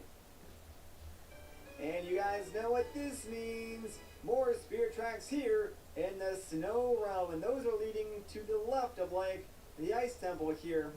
Phew, so should we get started? Alright, wow, I like how I just, like, pushed that other Nuki out of the way. That's kind of rude. Now we can finally build our fence. Alright, so, you're probably wondering where those new tracks go. Well, let's find out. Are you ready to go, Link? Heck yeah! Alright, let's be off then. So believe it or not, there's actually a station at like the end of those new spirit tracks, and I kinda wanna go visit that now. So, there's really nothing new on the way there, so I'm just gonna cut until we get to the station. I'll see you guys there. Alright, we made it. And we're in like the middle of nowhere, but should be pretty interesting. So, this is Snowdrift Station. Does not look like anyone has been out here in a very long time. So, there's a station all the way out here. I wonder what surprises are in store for us. Well, Zelda, there's only one way to find out, so let's get to exploring, shall we? It'll be nice to like be on our feet, considering we've been driving our train for pretty much this entire episode so far. So, should be nice to explore, you know, on feet, and see what's inside this little cave-looking area. Interesting. How strange. I wonder who built this place, and for what? I don't know, Zelda, but let's check out this stone slab. Those who get the order wrong will fall into darkness. Well, that's certainly mysterious. Up here, though, we got 5 switches, so clearly we need to figure out the order in which to hit those switches so we can get the treasure that lives inside this mini dungeon temple thing. So basically, here's what's going to happen. There are 4 areas we can go down in each of the corners. You're going to go into these 4 areas, and we should find a clue to lighting or hitting those 5 switches. And after we figure out the clue by going through all 4 sections, we'll be able to get the treasure, which is something really, really cool, guys. And if you're going for the golden train, this is technically required. Now, obviously, I'm not going for the golden train. Like, I tried that in Phantom Hourglass with the boat. Didn't really work out, so I'm not really going to bother with Spirit Tracks either. And honestly, you don't really need to upgrade your train too much in this game. Like, maybe upgrading it once or twice just to get like some more hearts isn't a bad idea, but it's really not necessary. Anyways, don't hit the false one in the middle. Alright, let's pull out our map real quick. Probably should have did this before, but let's draw like 5 little tiny dots. That way those can represent these switches, and obviously the one in the middle is false, so we'll just cross that out. And now we have 4 switches to work with, but we still need more clues to solve this puzzle. Alright, now that this first section is done, let's just head back up to the main lobby and explore another section, if you will. But, back to the train thing, yeah, I will try to at least get one upgrade just to, like, show that off during this Let's Play. But, just know that you don't really need to. It was much more useful in Phantom Hourglass, since having more HP on your boat was kind of needed in certain areas, since, it would be pretty hard to, like, go after, certain side quests without the extra health, or you have to, like, stop at a lot of stations just to heal up. Whereas in Spirit Tracks, you can pretty much avoid most of, like, the dangers on the rails, like, super easily, so, yeah, it's not that much of a threat. For this puzzle, though, all we have to do in here is take out all of the enemies and try not to fall into the water. Like, if you do, it's not really that big of a deal, but if you can stay on the ice, it'll certainly make your life a lot easier. So let's just jump this, and hopefully I can take out both these guys. Come on. There we go. Alright, and now, hopefully this ice does not melt underneath me, because I did not get a chance to, like, build my platform. But, there's the stone slab we need to read next. Alright, come on, make this platform. Alright, we're good. Now, let me just connect this. Okay, let's go and read that stone slab and see what it says. The second switch from the left is the third switch to hit. Alright, well, that's pretty straightforward, so, let's just mark the number 3 right here. And that should be all we need, so let's just make our way back to the top floor now. And yeah, sadly, there's no shortcut for this area, so we have to go all the way across the ocean again by freezing it. A little annoying. I kind of do wish they made a shortcut for this section, but it's really not that big of a deal that they didn't. Now that's done, though, let's head over to the one on the upper left, because I know the clues that they give us already. Like, I already know the solution to this puzzle, but if we go to the upper left, this solution will make more sense with the clues that we've already uncovered. Ah, man, but it's this puzzle. Of course it is. The one with the freaking ice block puzzle, and the other annoying thing that you do after you solve the ice block puzzle. So, all things considered, this block puzzle really isn't too hard. It's just kind of tedious and kind of annoying. So I think I need to push this down now. And, you kind of want to get this block into the center of the room. If you can do that, you can push it all the way to the right and get it into the water. And once it's in the water, that's when you can actually use it to sort of get across this room into where the stone slab actually is. Now, here's the hard part. I need my whirlwind for this, and I'm just going to try and be quiet, but I need to blow myself all the way across this river. So, gosh dang, I knew that was going to happen at least once. Alright. I'm going to try this again, just keep blowing.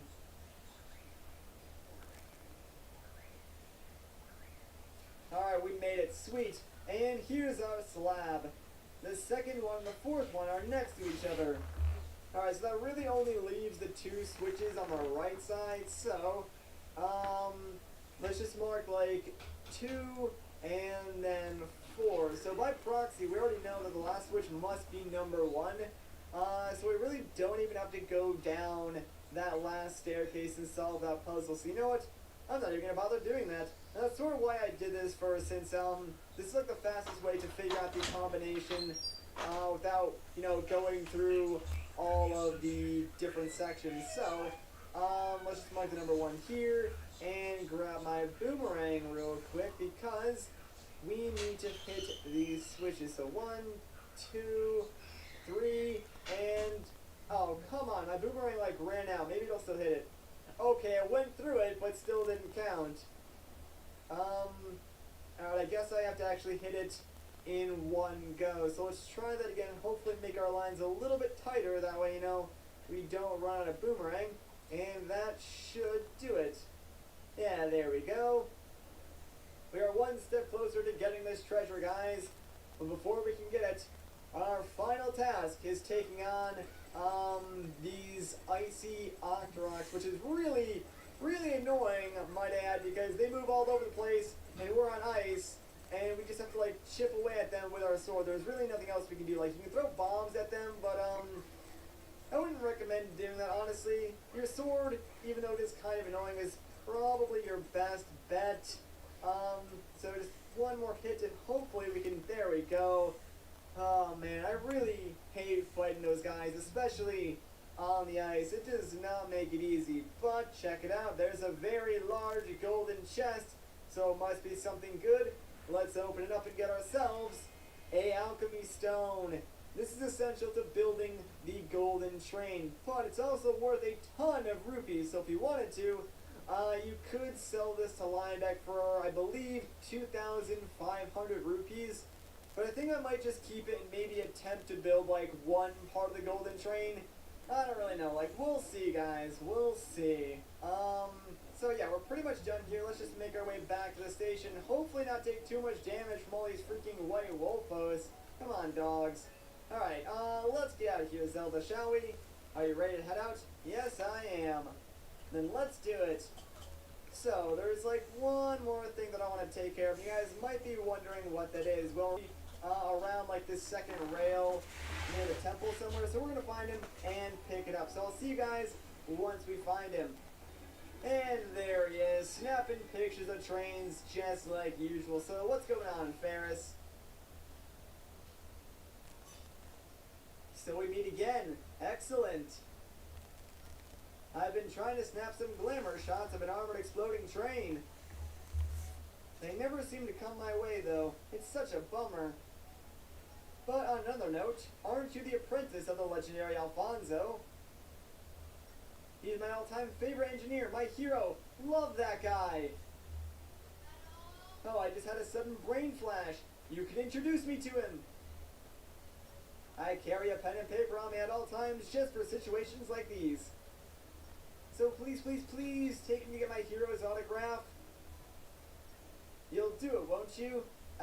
Sure. OMG, yes! Then let's go! Oh, and I definitely want to evaluate your driving skills. I can't believe I get to ride with the apprentice of the legendary Alfonso. This is the greatest day of my life.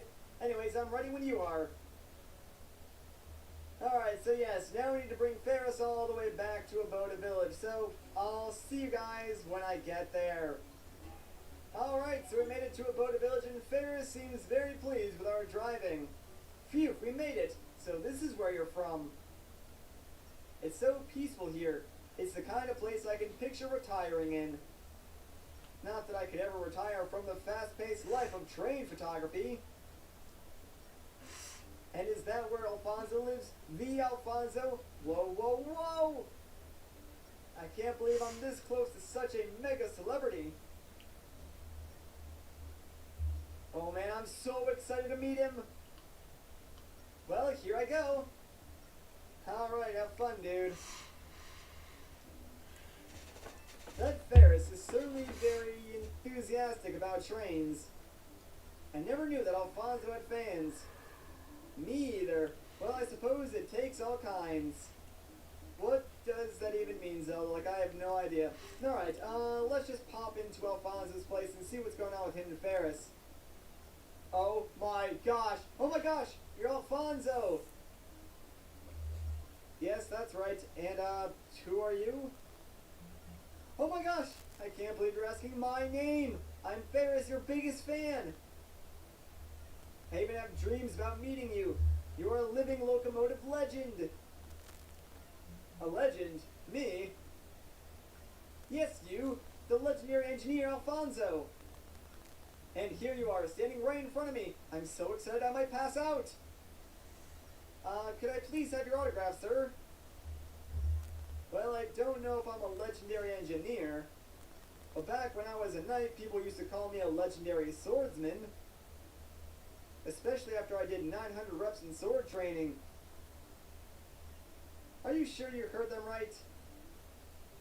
Are you sure they weren't actually saying legendary engineer? I'm pretty sure it was legendary swordsman. I'm not even sure there is such a thing as a legendary engineer. Uh-oh. Well, this wasn't quite as exciting as I thought it would be. But at least I got to ride in that sweet train of yours. So as my way of saying thanks, please take this. Hooray, another force gem, guys. We've been getting a lot of these in this episode. I'll take them, though. And there we go. Let's see what new spirit tracks will appear.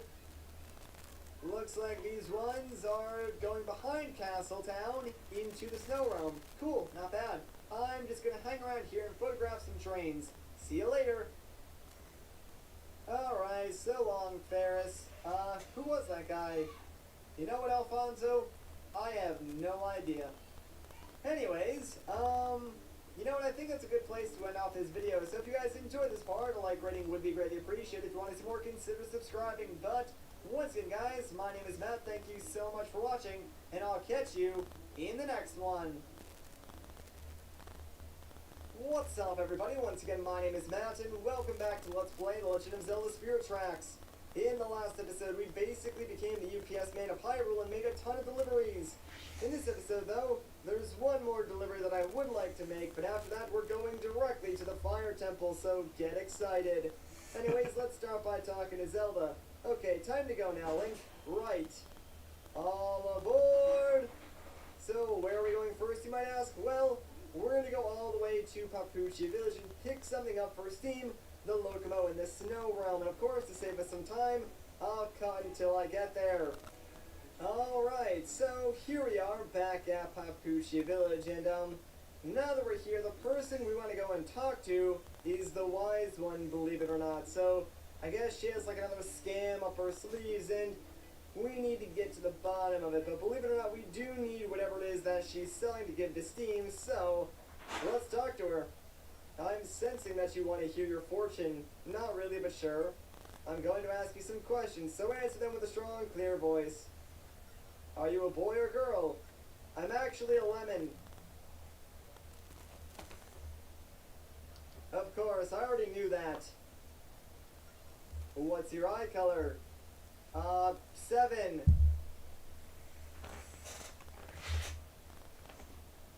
Ah yes, just like my mother. And finally, what is your astrological sign? Grass. Ah yes, the sign of a brilliant thinker. Yeah. Now listen to the message of the stars. Alright, can't wait for this baloney. A breakdown of trust will occur when you take people for granted.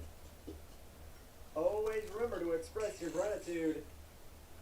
What you need for today is intuition. Tell me, in recent days, have those around you been especially unlucky? Sure. Yes, I thought so. Oh dear, it seems you have a bad spirit following you. See, it's right over there. No, that's just Zelda. The spirit will bring you unfathomable misfortune. Do you want to know how to get rid of it? Sure. There are special vessels in this village. If you carry one, the bad spirits will depart and be replaced by good fortune. Are you interested? Yeah, man. I have a vessel here that was made from the finest clay and water, and handcrafted by the maiden in the village with the purest heart. Yes, it's a little pricey, but you can see for yourself that it's one of a kind. In the grand scheme of things, 10,000 rupees is nothing. A person with such bad luck really shouldn't pass this up. Here, how does this sound? It's yours for 50 rupees. I'll take it. Now that you have this, your luck will be golden. Yeah, so it somehow went from 10,000 rupees to 50 rupees. Like, if that is not a red flag for a scam, I have no idea what is. But, yeah, we got this vessel now. You can't really see it, but guess what? That's because it's on our freight car right over here. And now we need to bring this all the way to Steam up in the Snow Realm. And, this thing does act as cargo, so you need to be very, very careful while you're transporting it. If you even get a scratch on you from, like, hitting an enemy or something like that, the vessel will break and you'll need to buy a new one. So I'm going to very carefully bring this thing up to the Snow Realm, and I'll see you guys once I get up to the Snow Sanctuary. Alright, so here we are back at the Snow Sanctuary, and guess what? Steam is waiting for us right when we get off. So what's up, buddy? How you been? Ah, quite so, quite so. I putt-putted over to meet you when I heard the train. I'm looking to redecorate my sanctuary. Now I need a nice vessel. And I see you have one to board your freight car there. As it happens, that's just the kind I want. You must have read my mind. Will you let me have it? Sure, bud. Oh, precious, precious vessel. Thank you very much, Link. Let's take it to my sanctuary right away. What do you mean, let's? You're the one with wheels. It would certainly be easier just for you to take it. Thanks for the vessel. I'm all aflurry with gratitude. And you guys know what that means. Oh yeah, we're getting ourselves another forest gem. There we go. And with that, we're going to get some more spirit tracks that lead to pretty much the middle of nowhere. There is a station there, but we're not going to go there right now. It's very similar to Snowdrip Station in that there's sort of like a mini dungeon temple-esque area there with like some puzzles to solve. And then we'll sort of get a prize if we go there. Although that area is not really like puzzles. It's more or less just like a challenge. And if you beat the challenge, you get the reward. I'm not going to bother going there though because I don't really need the treasures that they give you. I'm so glad we found the vessel Steam wanted. Now there are some new train tracks. We should see where they lead. Are you ready to go? I sure am. Let's be on our way then. Alright. Unfortunately for Zelda, I'm not going to head over there like I said because there's really no need to. The coolest thing that you do get is another alchemy stone, so if you want those, you can head up there and take on the challenge. It's really not that hard to complete, but like I said, I'm not really interested in that. So for now, we're going to make our way over to the Fire Realm and go to Goron Village. That way we can talk to some of the villagers and learn about those monsters that are holding the keys to the Fire Temple. So I'll see you guys when I get back to Goron Village. And we're here. Alright, now, we need to start talking to some of these villagers and learn what we can about those flying beasts that are protecting the keys to the Forest Temple. So, what about you? Do you know anything? I heard the monsters on the mountain do not like big noises. I'm not sure what noise, though. Maybe you should imitate animals they don't like. Alright, big noises. Well, the only thing we have that can make a big noise is really our train whistle. So, let's talk to this guy and see if he knows anything. The monsters in the mountains don't like a certain noise. The noise goes like this. One short noise, then one long noise. Like Gon Goron. I don't know what sound that is, but it works. Just don't forget now. Gon Goron. Alright, so we should actually be able to make that noise with our train whistle, and that's really all the info we need, but there was a small chest that I did not pick up, so let's go grab that real quick. Should only take like a couple of seconds. After we grab that, we'll be on our way, and hopefully we have all the info we need to take out those beasts and make our way into the Fire Temple. Alright, cool, so we got ourselves a pearl necklace. Nothing too important, but I guess it's nice to pick it up while we're here. But, yeah, I'm ready to go, guys. Let's do this. I mean, it's been a while, so let's finally get into the next temple. So the Fire Temple is up the mountain. Shall we go? Let's. Okay, but let's be careful. Zelda, don't you worry, girl. I got this. I know how to drive this train, no problem. It's going to be a nice, smooth ride. So, let's just plot our course through here, I guess, and go for it. Because once we get, like, close enough to the mountains, the game is sort of going to trigger a cutscene, and you'll see what's going to happen. But first, we need to make our way through this spooky cave with like some tektites and stuff like that all over the place. Really not too hard. Just shoot them, and yeah, that's really all there is to it, honestly. Alright, and there it is. Yep, that's one of the flying beasts that has the keys. There's 3 of them in total, obviously 3 separate keys. So we need to get them all. Now, these flying monsters, you can sort of like see where they're flying, and your best bet is to try and cut them off because your train is fast, but they also fly, I think, a little bit faster than your train does. So if you're behind them, you're never really going to catch them. So cutting them off is your best bet. Thankfully, they're really, really easy to cut off. Like, their AI almost goes in front of you on purpose half the time. But once you get close to one of them, you just gotta do that one short horn burst and then one long horn burst, and eventually, it should stun it. Yeah, there we go. Then once it's done, hit it, and you'll get the first key. There's a little bit like of a visual cue when they are vulnerable to attacks. When their ears are like closer to their bodies instead of flapping around, that's when you can hit them with a cannonball and stun them in order to take the key. Now after they are stunned, they won't stay down forever. Like, they'll get back up and start chasing you, and when they do that, they'll pretty much just try to ram the train and take out your hearts. So when they do chase you and get close to you, just blow the horn again the same exact way. That way you can keep stunning them. It does get kind of annoying, but it is a necessary evil. That way you can keep going through here and not take too much damage. Anyways, hopefully we can cut this guy off and get ourselves the second key. It looks like he's coming down here. Yes, he is. Alright, so let's just do the horn again. Come on. Alright, there we go, and bam, second key acquired. Fantastic. Only one more to go. Yeah, sadly, this guy is running away from us, and like I said, we'll pretty much never be able to catch up to him, so our best option is going to be cutting him off. Now, the problem is, I don't really know where he's going yet, so,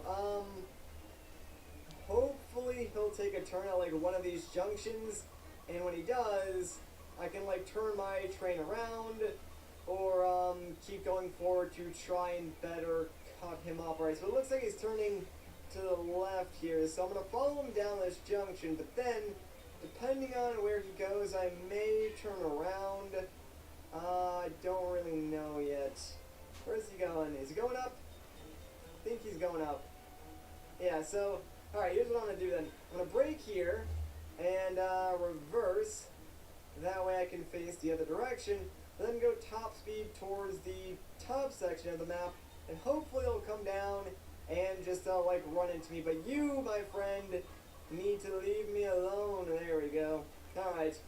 Yeah, like, trying to figure out where these birds are flying to and cutting them off is probably the trickiest part about this. It's really not too hard, though.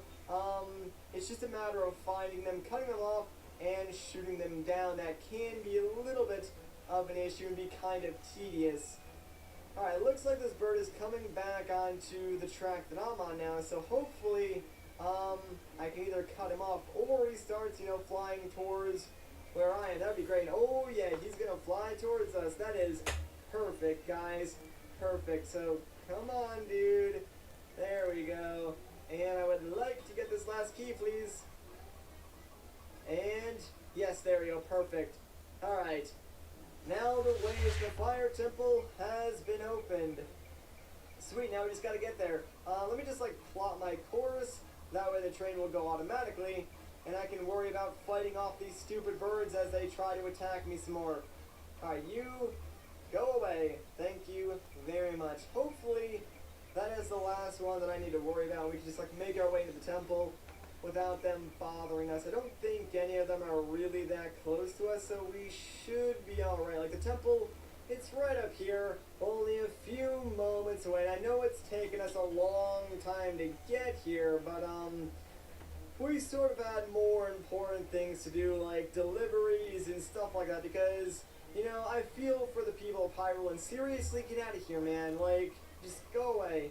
I feel for the people of Hyrule, though. I hate waiting for deliveries. I just had to do that over the weekend, and because it was a holiday weekend, I had to wait an extra day just to get a package I was really looking forward to getting. So I feel for those guys, and that's why we did all those deliveries. But now we're finally here in the Fire Temple after all that time. I'm excited, guys. I hope you guys are too. It seems that the temple sits here on the very summit of the mountain. Well, there's no time to waste. Let's restore the spirit tracks and return to Anjean.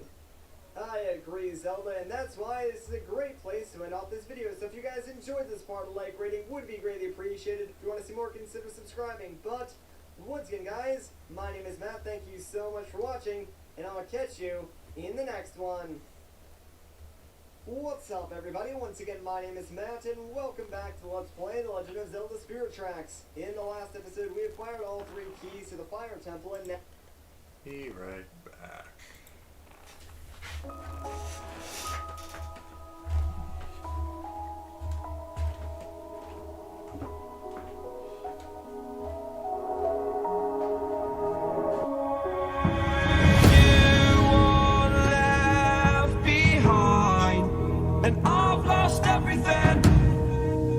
Living in the dark, I feel so alive. Still remembering what I want, but it ends with you. Candlelight has gone out. Some will win and some will lose. Nothing much else to say. Thought I was searching for something. Door has closed, not a sound. Take a look as I am now. Still I smile and don't speak. Will you please slow down? Slow down. Slow down. Slow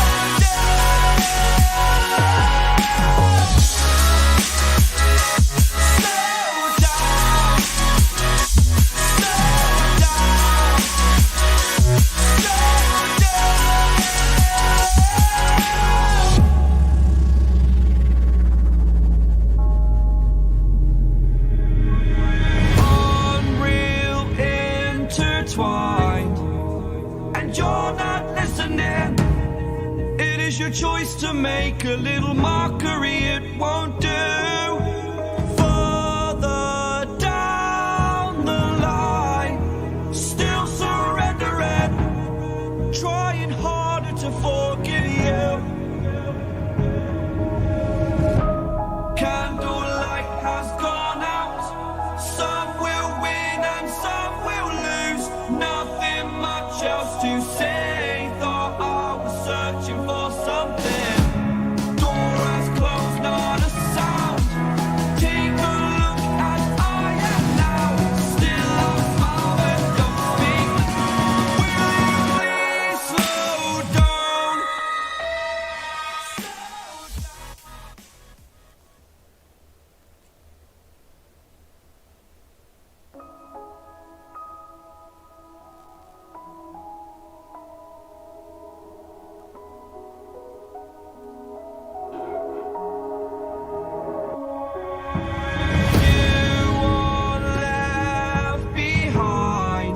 And I've lost everything, forever living in the dark.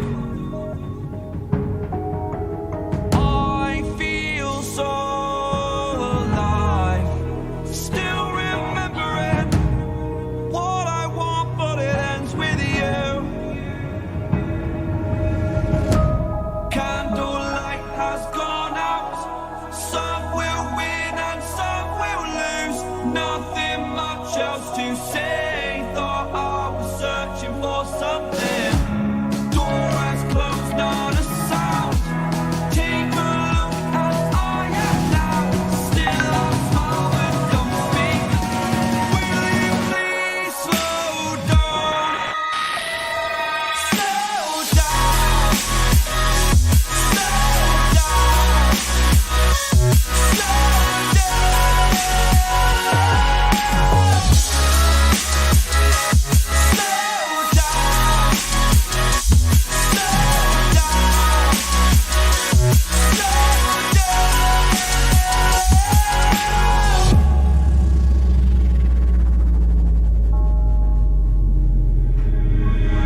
Unreal intertwined, and you're not listening.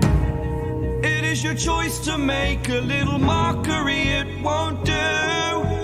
Further down the line, still surrendering, trying harder to forgive you. Candlelight has gone out. Some will win.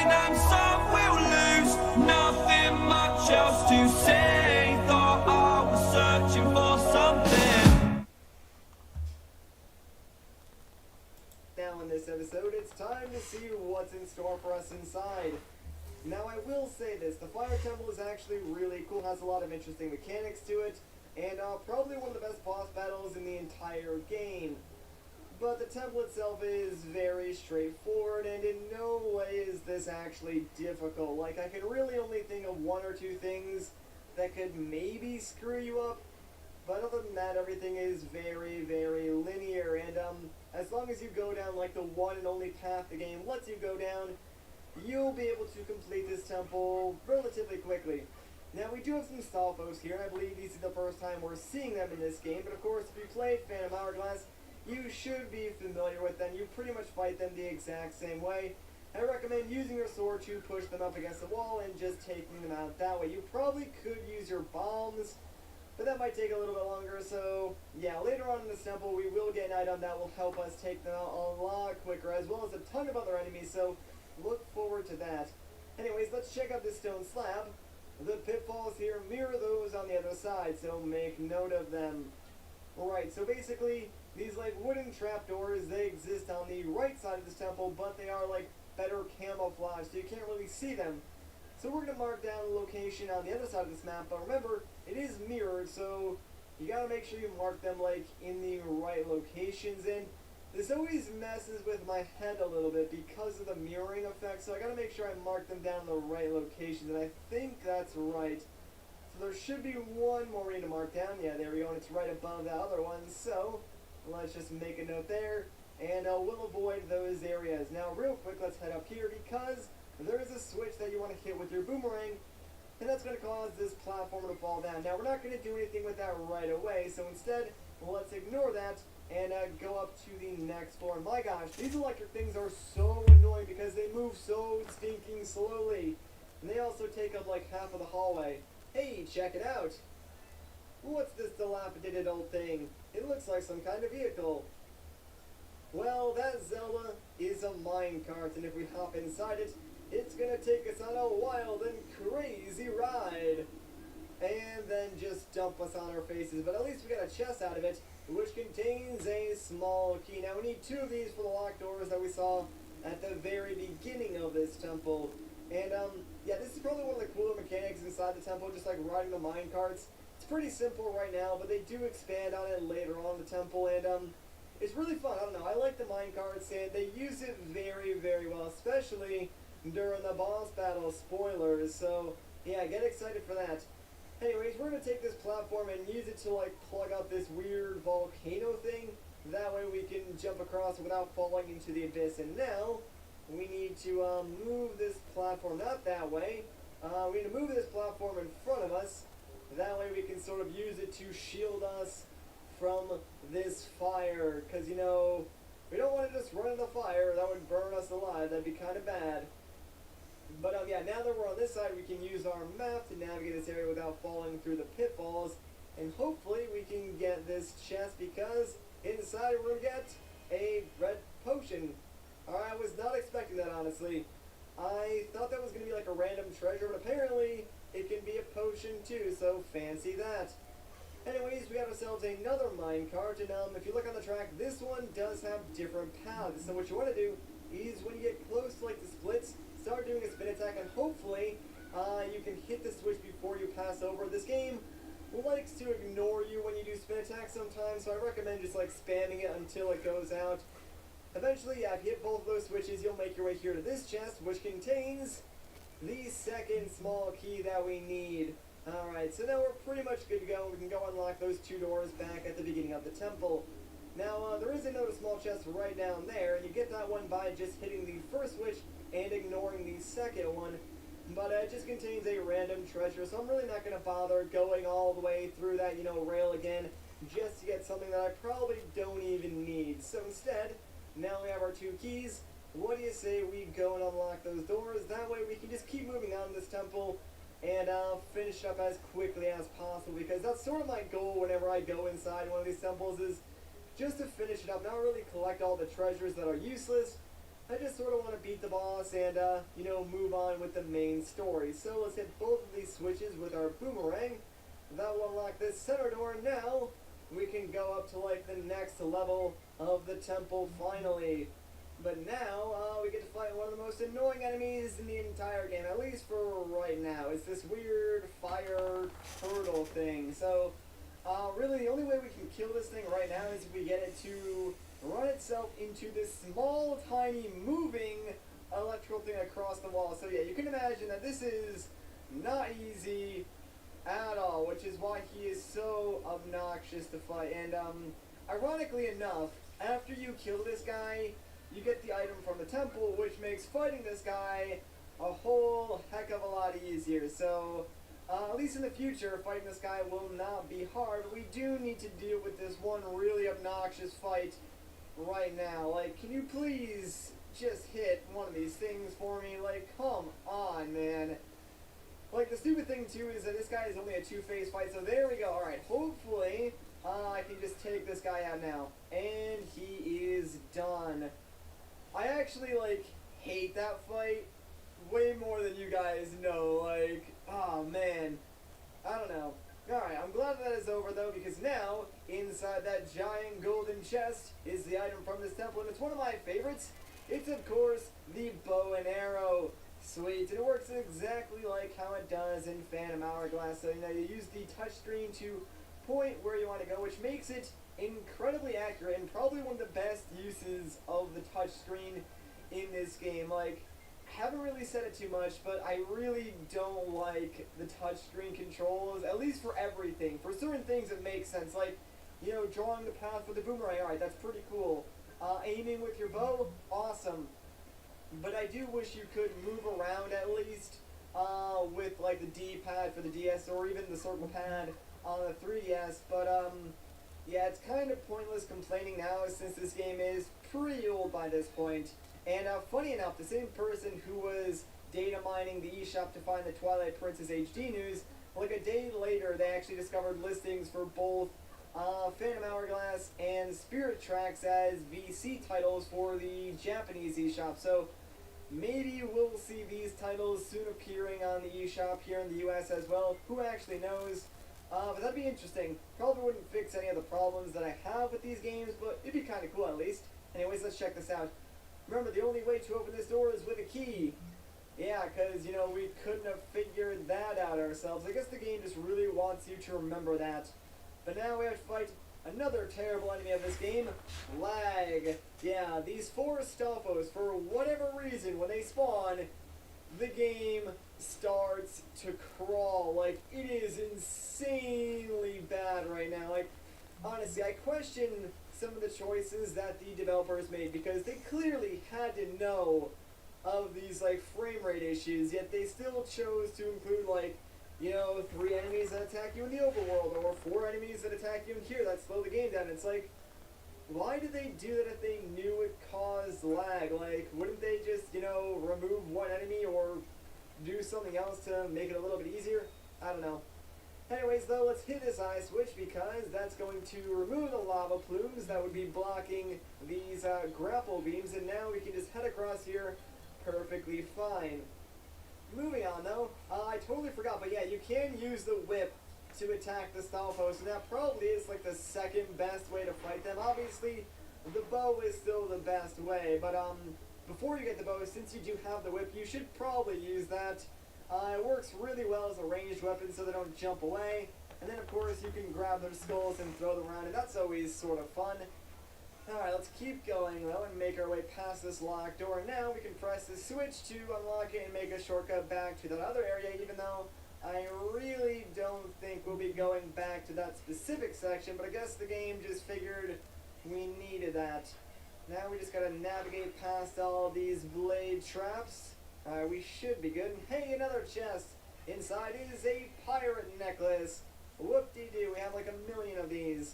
Alright, so let me grab my boomerang real quick, because what you want to do here is actually try and light these 2 torches, but since there's no fire, what you want to do is, yeah, use one of the fire keys to light your boomerang on fire and hit the torch, but as you can see, that's not exactly, you know, easy to do because they're random. So normally what I do here is I draw random shapes until it works, because there's no strategy to that whatsoever. It's just like, draw a random shape, hopefully a piece will fly in front of it and you'll light the torch. Just do it a bunch of times. Eventually you'll get it. Thankfully we got it like pretty early enough, and now, oh no, we're locked in with, guess what, 2 more turtle enemies, but now that we have the bow, yeah, we can literally take them out with 2 arrows from pretty much all the way across the room. Like I said, those guys become a joke to fight once you get the item in this temple, so no longer are they one of the more annoying enemies to fight. In fact, they're pretty much just a giant time waster. Alright, let's grab this rupee and see what's inside this chest now. And it's a pearl necklace. Alright, another useless treasure. Let's check out a bunch of these stone slabs, because above them are some switches. Aim for the eye above, 3rd. Alright, so let's pull down our map and mark this one as number 3, and move on to the next slab. Aim for the eye above, 4th. Alright, so we'll put a 4 here. And then, what do you have to say? Aim for the eye above, 1st. Alright, cool. So, this one is number 1, and by proxy, we know the one to the left must be number 2. So, that's that. Of course, right now we can't actually hit those switches, so I'll have to come back a little bit later. But for now, I'm going to try and stock up on arrows, so please respawn. There we go. And that should do it. Like, yeah, you only have 20 arrows to start off with, but thankfully, the game gives you, like, a bunch of those weird, like, bulb plant things that, for whatever reason, have arrows inside them. So it's pretty much like they give you unlimited arrows. Alright, so there's a nice switch behind this door. Now, when we step on this switch, the door will go down. Sadly, it won't stay down. So what you want to do is grab this, like, arrow repeater, throw it right in front of this door, make sure you point it towards the switch, and now we can stand on this floor button, and that will unlock the door, and while we're standing on top of this, shoot an arrow at the repeater, and bam, there you go, I switch press, and now we got ourselves a platform, and thank you game, because I really need to know that that door was closing. Anyways, let's bring this platform and stick it onto this lava plume, but before we go up there, make sure you grab this repeater, because you will need it. Alright, now let's just place this right over here for later, and I also need this platform, so come back up please. There we go. And I'm going to take this and place it over here. And you know what? Let me actually get rid of all these fire keys just because I really don't want them bothering me while I'm trying to do this. We can hit this switch to make a grapple post that will lead us back to that area where we fought the Stalfos, and I need this one as well. So this one's like an interesting diagonal repeater. We want to face this towards the other repeater we brought up here. Now that those are in the right position, what we can do is take our bow, hit this switch. That will activate the lava plumes, putting us upwards. And now, obviously, all we're going to do is hit both of these eye switches using the repeater and our bow. In doing so, we'll unlock this door, which allows us access to this chest. And inside is a small key, and that's the small key we need to unlock the door that we saw a while ago. And this is pretty much one of the only puzzles in the entire game that might confuse you, which is why I went into like the very detailed explanation that I did. But now that it's done, let's just grapple back across here and go make our way up to where that locked door is. And at this point, we're very, very close to finishing up this temple, believe it or not. Like, there's only like 2 major puzzles that we need to solve, and one of them is this puzzle with like all the eye switches. So let's grab our bow, and before we get on this minecart, make sure you have like maxed out arrows, because we're going on a wild and crazy ride, guys. Hold on to your seat belts. We gotta hit all these eye switches, and I think I hit that one. Not entirely sure. I hope I did. I'm gonna be patient and just go through here. Might have to go around like 4 times, but I really don't want to screw this up. Alright, there we go. And sweet, I got the 3rd one too. So that means there's only one more switch left. And after we hit this next one, it'll allow us to change tracks. But of course, you guys may have noticed that there is the stamp station for this temple in this room as well. And we will be getting that, but we did have to change this track first. So now that we're over here, before we like go any further, just hop back on the minecart and aim your bow in the bottom left of the screen, because eventually you're going to see a switch, and if you hit that, it'll change tracks and allow you to reach the stamp station. Hooray! Alright, I kind of lost track. I think this might be our 16th stamp, I think. And if that's true, that means there's only 4 more stamps in the entire game. Now, there's only 20 of them total, which is kind of crazy. So, we're almost done filling out Nico's stamp book.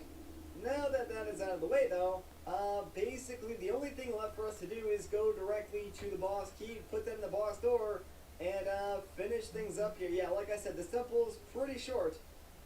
First things first, let's grab our bombs because we can blow up this weird-looking boulder, and this will be important for the boss battle later on, so pay attention.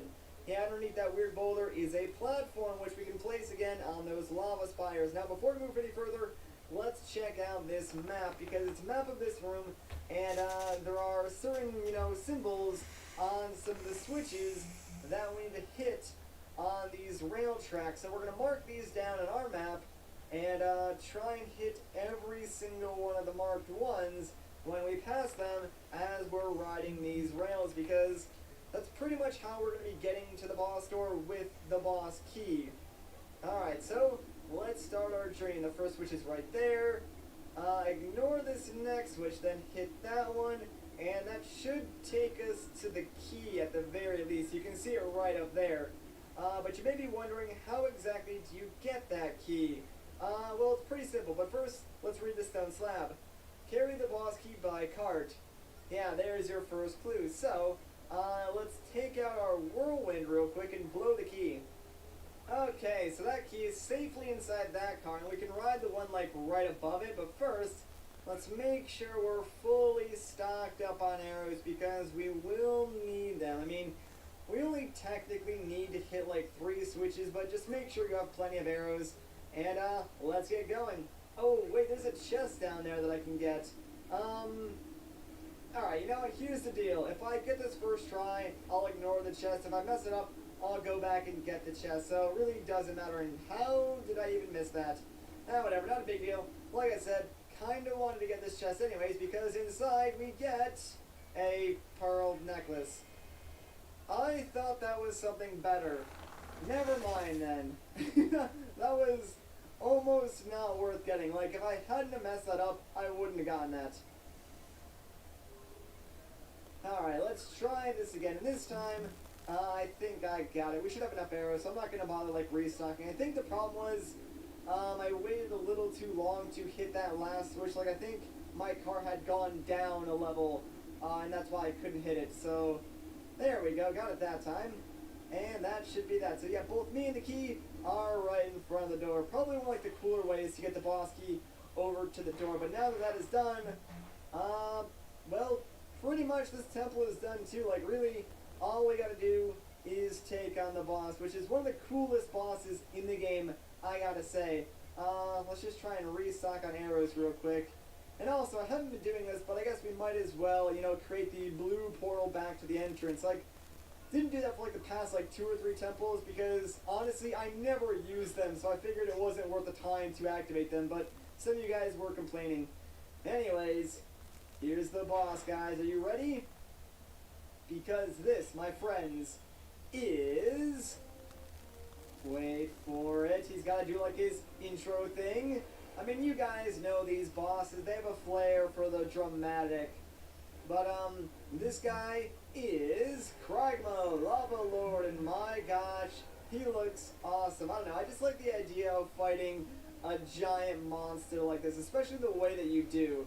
First things first, though, yeah, wait till he stands up and hit that first weak spot with your arrows. Now, he's going to cause, giant rocks to fall from the sky, or just, pound my face into, I guess you could do that. But yeah, he'll basically cause one of these rocks to fall down from the sky. And now, you kind of want him to punch this rock. You could use a bomb, but having him punch it is just a little bit faster. So, now that we have this, I kind of want to bring it all the way over to these lava spires, and I want to do it quickly because I kind of want to jump onto this minecart. And now, what you want to do is start shooting arrows into every single one of his little glowy weak spots on his body. And you'll just keep going around and around on this minecart track, allowing you every opportunity to shoot into him. You won't go up a layer until you shoot all the weak spots on one layer. I'm not too sure if you can get knocked off this though. Haven't actually tested that out myself. Once you do get to the top though, yeah, just shoot him in the eye, and that will sort of stun him down and allow you to start dealing damage to him. Now, for as cool as this boss battle is, there's really only one phase. Like, you rinse and repeat the same exact thing over and over again, and it's really only a 2-phase fight, so yeah, as long as we do the same thing, we'll be able to take this guy out, no problem. Like, this is one of the fights that I wouldn't mind being a little bit longer, or even like a little bit more difficult, and wow, that was kind of funny actually, he launched me into the lava. But yeah, it'd be kind of cool if like they somehow spice this fight up a little bit, because it is like the most interesting boss fight in the entire game, or at least one of the most interesting boss fights in the entire game, but it's over so quickly. Kind of stinks, but oh well, I'm gonna enjoy it while we're here, so let's ride around again and try and shoot more of his weak spots. Problem is, he's like turning with me now, so finding his weak spots is not going to be easy. Hopefully, like, I can just sort of be a little bit faster than him, or he can turn around a little bit faster, like, I know his other weak spots, like on the other side of his body. Alright, there it is, it's in frame, and we hit it good. So now, I think all we gotta do is hit his eye, and we should be okay. Come on. Gosh dang it, yeah, he will sometimes block his eye with his hand, but just shoot his hand and you're fine. There we go, perfect. Now we just gotta deal some damage to that good old cranium of his, and I probably will end off this fight. Like, I could prolong it by not doing a lot of damage, but I'm not going to do that. Let's just deal as much damage as we can. I'm trying to do spin attacks. There we go. And so long, Kragma. Admittedly, you are my favorite boss we've seen so far, but sadly, you're also very, very easy. And there it is, guys, another giant force gem, which means we've completed another temple, and more spirit tracks are about to get restored. I'm excited. And believe it or not, since this is like the last of the 4 realms, I guess you could say, like there's still more to the game after this, but this will actually connect the last section of the Tower of Spirits, so that's pretty neat, huh?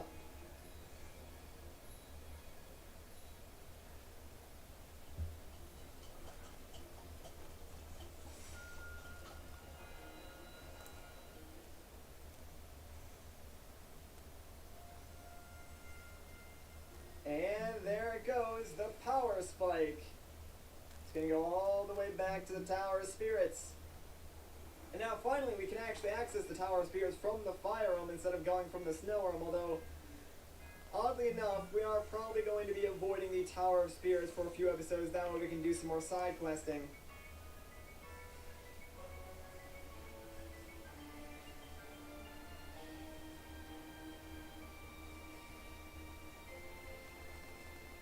And with that, we've done it, guys. We've reconnected all the parts of the Tower of Spirits. Pretty awesome, right? You've done it. Way to go, Link. You actually beat that terrifying giant of a monster. Amazing. With it defeated, all the spirit tracks should be restored. Let's head back to the Tower of Spirits. The Fire Realm app started glowing. Aw, yeah. Look at those new tracks. The tracks of the Tower of Spirits have been restored.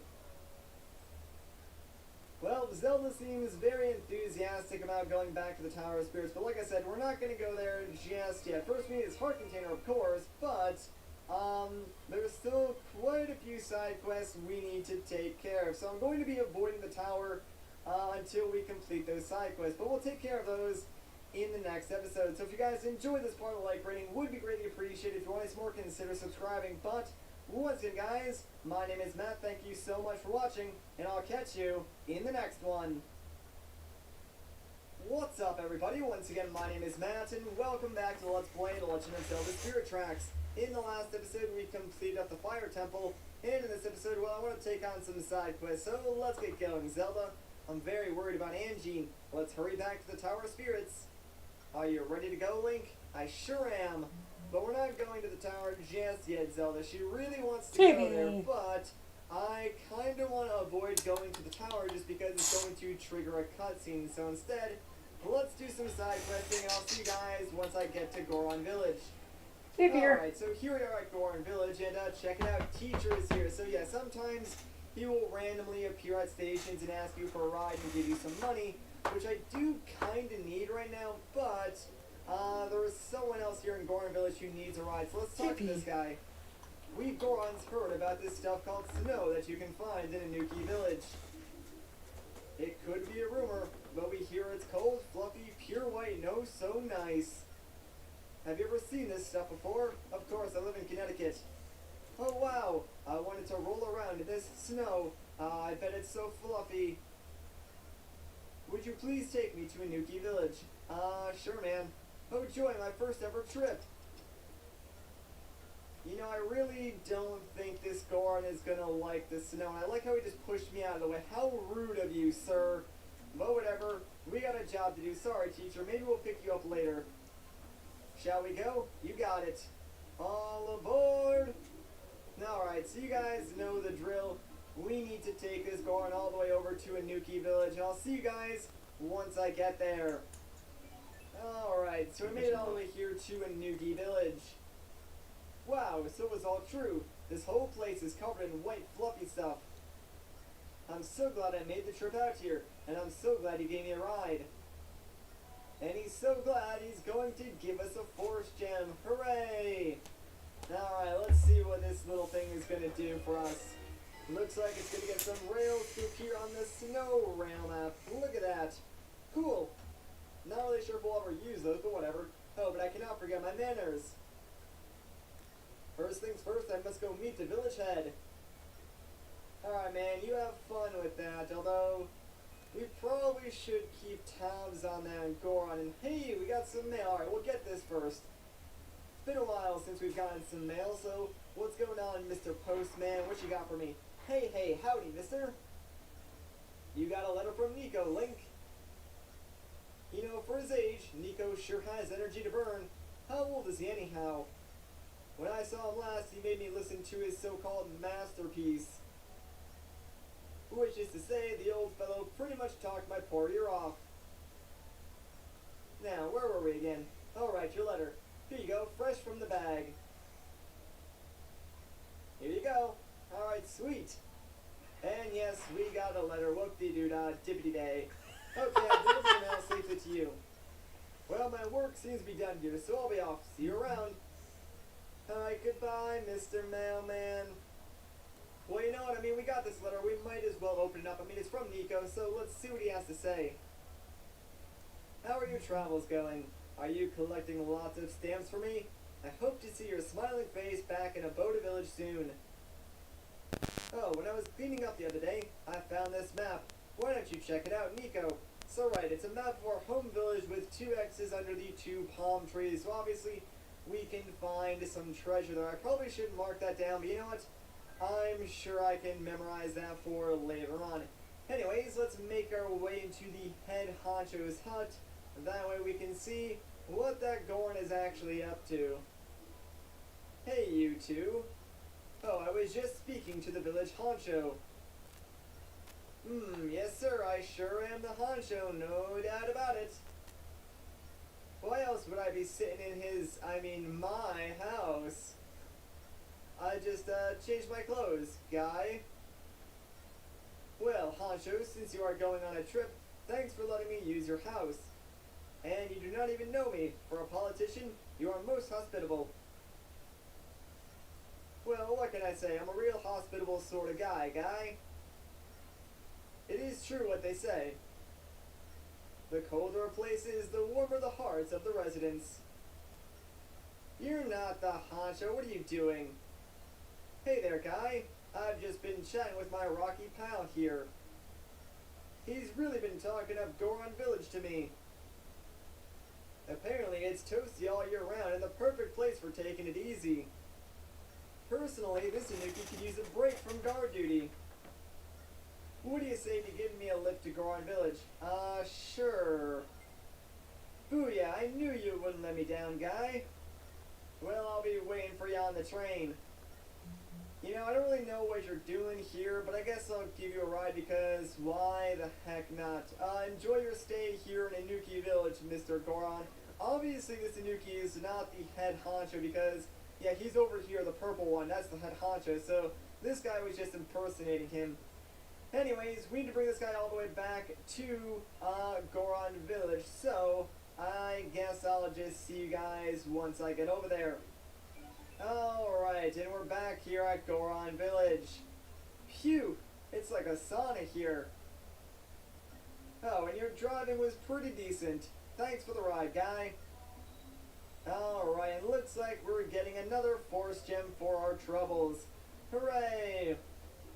Let's see what this bad boy is going to do. Back to the Snow Realm map, and looks like some tracks going to the Fire Realm. Alright, cool, whatever.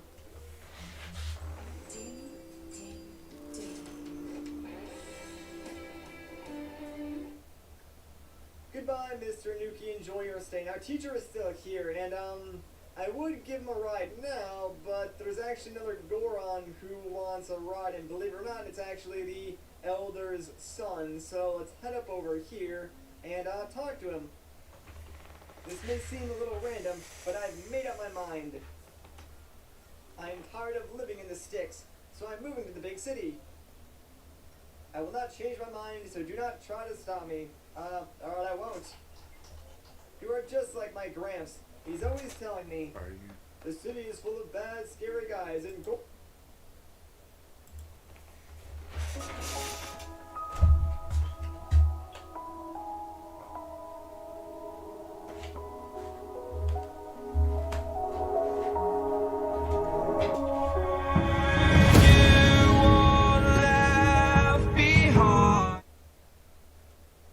Goron Village is best. Ha! The city is where the castle is, and the castle is where the princess lives. See what I'm getting at?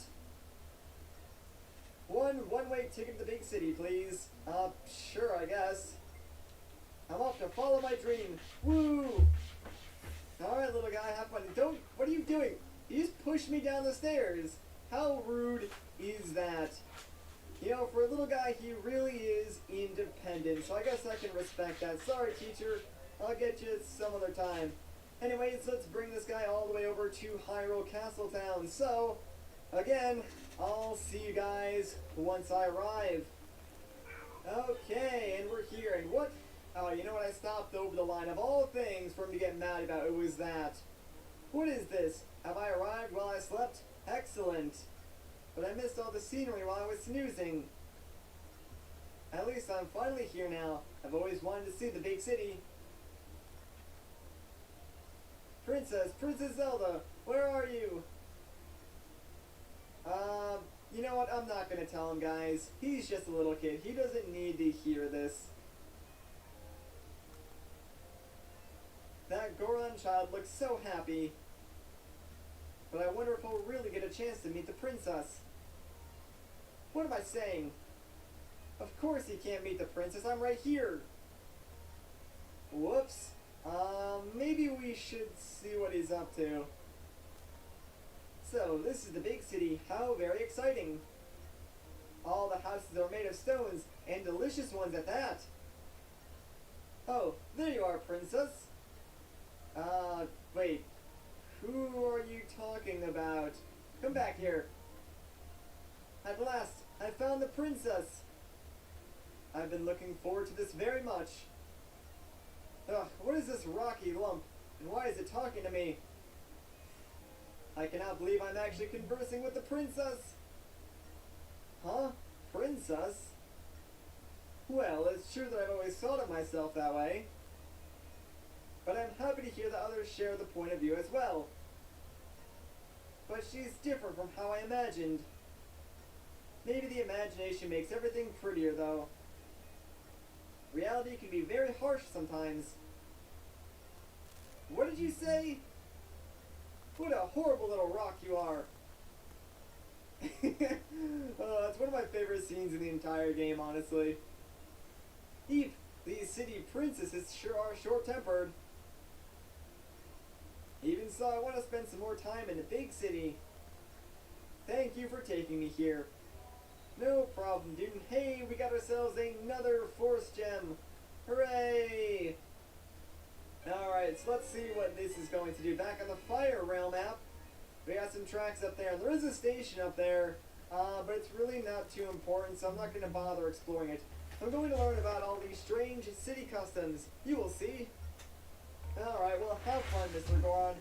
For me, it's time for us to take on another side quest. So you know what? I want to go all the way back to Inuki Village and get some Mega Ice because the lady who is selling fish in Papuchia Village needs it to stop her fish from spoiling. So I'm going to go to Wellspring Station and get the Mega Ice and then bring it down to Papuchia Village. I'll see you guys once I get to Papuchia. Okay, Ice acquired and we're back here in Papuchia Village. So let's just go and run over to where the fish saleswoman is and let her have some rice. That way her fish don't go bad. So what's up? Hey, is that ice you have packed in your train? Indeed it is. Wow, you sure have a lot of the stuff. It must be very refreshing. You know, lately the fish have been spoiling very quickly. If we had some ice, the fish would probably keep longer. Say, could I have a little of your ice? Sure thing. Oh, thank you so much. Now I have nothing to worry about. Until it melts, that is. Alright, check it out. Another force gem, guys. Hooray! This is to express my gratitude. Well, thank you very much. Let's see, it's going to the Ocean Rail map, and one solid track all the way on the left. And there is a station on those rails that we can go visit. Please come by again, I'll save some nice fish for you. Alright, well, I don't really want any of your gross, disgusting fish right now, so instead, let's get out of here and go and explore that new station, shall we? Do you want to board the train now? Yes, I do. Okay, let's go. So this new station we're about to go to is pretty interesting. Like, there's not a whole lot going on there, but there is a minigame we can play, and we're going to have to play it like a total of 3 times in order to get all of the rewards. Like, the first time, we need to rescue someone, and by doing so, we can bring him back here to Papuchia Village and get ourselves a force gem. And then the other 2 times, we can get ourselves a quiver upgrade, and then a heart container. I'd also kind of like to stop at Beetle's airship because, as you guys may remember, Beetle is selling a heart container. Or, well, he will eventually be selling a heart container, but in order to get that to appear for sale, we need to get a silver membership, I believe. So, whoops, I need to just, like, go to his ship and buy random stuff until I get to silver membership.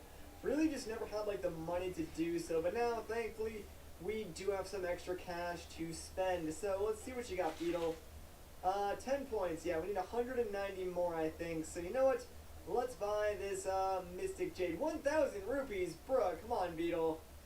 Alright, you know what, let's just do it. We have the money, that's expensive and not really worth it, but, at least it should give us a lot of points. So, let's see, how many rupees do we have left? 200? Yeah, not a lot. How many points does that give us? 110. Cool, so we need 90 more points. Well, that's just great. Sorry, Beetle, I really can't buy anything else from you, but I guess that's good enough for now. Let's just keep going and make our way to that new station. At least we did get like 100 points off of that one purchase. We still need to spend like 900 rupees, I guess, just to make the heart container available for sale. Then we probably need to buy that as well. So, oh man, we're gonna need some money soon. Alright, let's just pull into this station though, because this is where the fun begins, guys. So, welcome to the Pirate Hideout. Oh wow, is this the Pirate Hideout that the people in Papuchia were talking about? Let's see what's back there. Alright, sounds like a plan, Zelda, but first things first, there should be a stamp station, yep, right over here. So, to get this, we need to play the Song of Birds.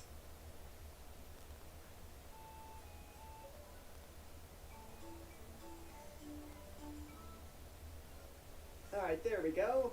And, where is the bird? Oh, there he is. Come on, little buddy. I need you just bring me to the top of this cliff. There we go. And now we can get this stamp for good old Nico, and I think after this one there should really only be like 2 or 3 stamps left, I think. I don't really know. Anyways, now that is done, let's head up towards this cave. And we're going to need our bow for this, so this seems to be the entrance. Let's go in. Oh, how exciting. Alright, so it's just going to throw us directly into the game. Help! And this game is very similar to the one in Phantom Hourglass, except I think it's a little bit easier to control. But essentially what you want to do is just shoot all these mini balloons that are going to be coming across either side of the top screen. And the more you shoot them without missing a shot, the higher point value it's worth, going up to, I believe, 50 points. So you are rewarded for keeping a combo going. Now, for this first section, even though the game says there's like a high score of 3,000, I don't believe there is like a set score that you need to reach in order to rescue this guy. You just gotta make it to the end of the minigame. And there are like 3 or 4 stages to this minigame, so it's pretty lengthy. Oh yeah, and watch out for the cages that the mini balloons will spawn. So you gotta shoot them fast, otherwise they will try to capture you as well, but you can easily just shoot the cage. Good work. Boy, am I glad you're here. There is a little car over there. Well, let's use it to get out of here. Alright, so now we're on a minecart segment, and same thing. Just shoot the mini balloons as they come along. You'll get points. This time around we're obviously moving on the minecart, so it can be a little bit tricky. Easiest way to probably deal with the ones on the left and right is wait for them to come up next to you, but if you want to go faster, you can try and shoot them at like an angle as they're coming down the tracks. I guess like right now, this is probably your quote-unquote practice run, because like I said, you really don't need to get a set score value in order to get the rewards. However, after we rescue this guy, if we play this minigame 2 more times, we can get a quiver upgrade and a heart container. For those, you need to get like 3,000 and 4,000 points respectively. And it's one of those minigames where like, if you get the 4,000 points and then get 4,000 again, you actually won't get the 3,000 point prize. It's really weird. So at some point I will intentionally have to play like bad in order to get only 3,000 points. At the end here, just make sure you spam arrows into this big guy, because he takes quite a few hits, and you want to make sure you take him out before he manages to hit you, because if he does, well, it's game over. Hehehe, thanks for rescuing me, kid. I've got a woman back home in Papuchia Village, and I really miss her. You've been to Papuchia Village, haven't you? She's the prettiest girl there. You didn't see her? Oh, but that reminds me, what are you doing all the way out here anyway? Cruising on your train, you say? Now that's good timing. How about giving me a lift to Papuchia Village? Alright, sure. Hehehe, now that's music to my ears. Okay, I'll go wait on the train. Alright, so yeah, we need to bring this guy back to Papuchia Village. That way, you know, he can see his girl. And I wonder who that is. Well, I guess there's really only one way to find out. So let's go and bring this guy back to Papuchia, and of course, I will see you guys once we get there. Should be a pretty short trip. And here we are, like I said, a very short trip. Woohoo, back home at last, and it hasn't changed a bit. I thought I'd never see this place again after those filthy pirates snatched me. Thanks so much for rescuing me, bro. No problem, dude. And yep, we're getting ourselves another force gem. Here, this is a token of my thanks. Alright, let's see what this is gonna do. And Ocean Rail map, and just looks like a few more like little shortcut tracks. Not bad, I'll take it, I'll take it. Okay, then I'm gonna go see my girl. I bet she's dying to see me. See you later. Peace out, dude. Although I wonder who he's actually going to go see. Uh-oh. You're alive. Who is this guy? This man is my husband. You're what? How could you? What about us? What do you mean, what about us? There never was any us. Now, will you please just leave me alone? That's cold.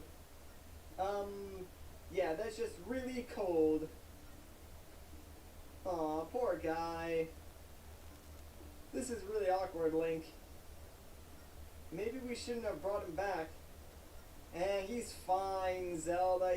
He's fine, I'm sure. You know, he'll just be sulking around outside for a little while, but he's fine. Anyway, we're gonna go and make our way back to the pirate hideout, and that way we can play that minigame some more. So, yes, Zelda, I would love to board the train. And of course, I'll just see you guys once I get up there. And we're back. Man, we've been going back and forth between a lot of places in this episode. Anyways, here's the deal. So, we've already seen how this minigame goes, and I need to play it 2 more times. One's getting 3,000 and one's getting 4,000. So, I'm going to do this, and I'll see you guys when I'm done. Alright, thank you for rescuing me. Here, take this. And since I did get over 4,000 points, our first prize is the heart container. Not too shabby. If I get kidnapped again, I can count on you to help me, right? Sure, just don't do that though. Anyways, I need to play that game again and get 3,000 points, so I'll see you guys when I'm done. Thank you for rescuing me. Here, take this. And for getting under 4,000 points and over 3,000, we got the quiver. Not bad at all. And if you get kidnapped again, I'm not going to rescue you, so don't do that. Anyways, now that we're done here, there's one more thing I want to do, but since we have no money, I need to also grind up for some rupees. So here's the deal. I'm going to make my way over to Goron Village. Along the way, I'm going to grind up for some rupees. So I'll see you guys when I have some money and I am back in Goron Village. Alright, so I probably got way more money than I actually needed, but it will come in handy later on. So now that we're here in Goron Village, I have like, I think, close to almost 4,000 rupees. But we want to go inside this shop because, well, guess what? This Goron just so happens to be selling a quiver for 2,000 rupees. So we're going to buy this, and that's pretty much the only reason why I came here.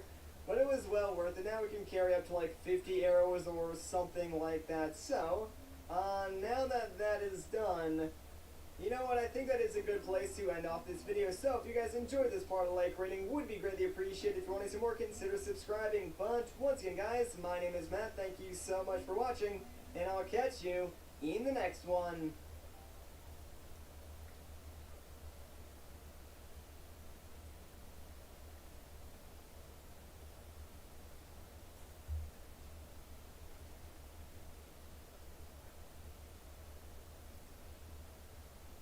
What's up, everybody? Once again, my name is Matt, and welcome back to Let's Play The Legend of Zelda Spirit Tracks. In the last episode, we drove all around Hyrule, and in this episode, well, we're going to make our way to the Tower of Spirits. Shall we go? Yes! All aboard! That's right, we're finally going to progress the main story again. So, of course, the tower is kind of far away. I'll just cut until we get there. Alright, so we've safely made it back to the Tower of Spirits. And now we're going to get a very lengthy cutscene.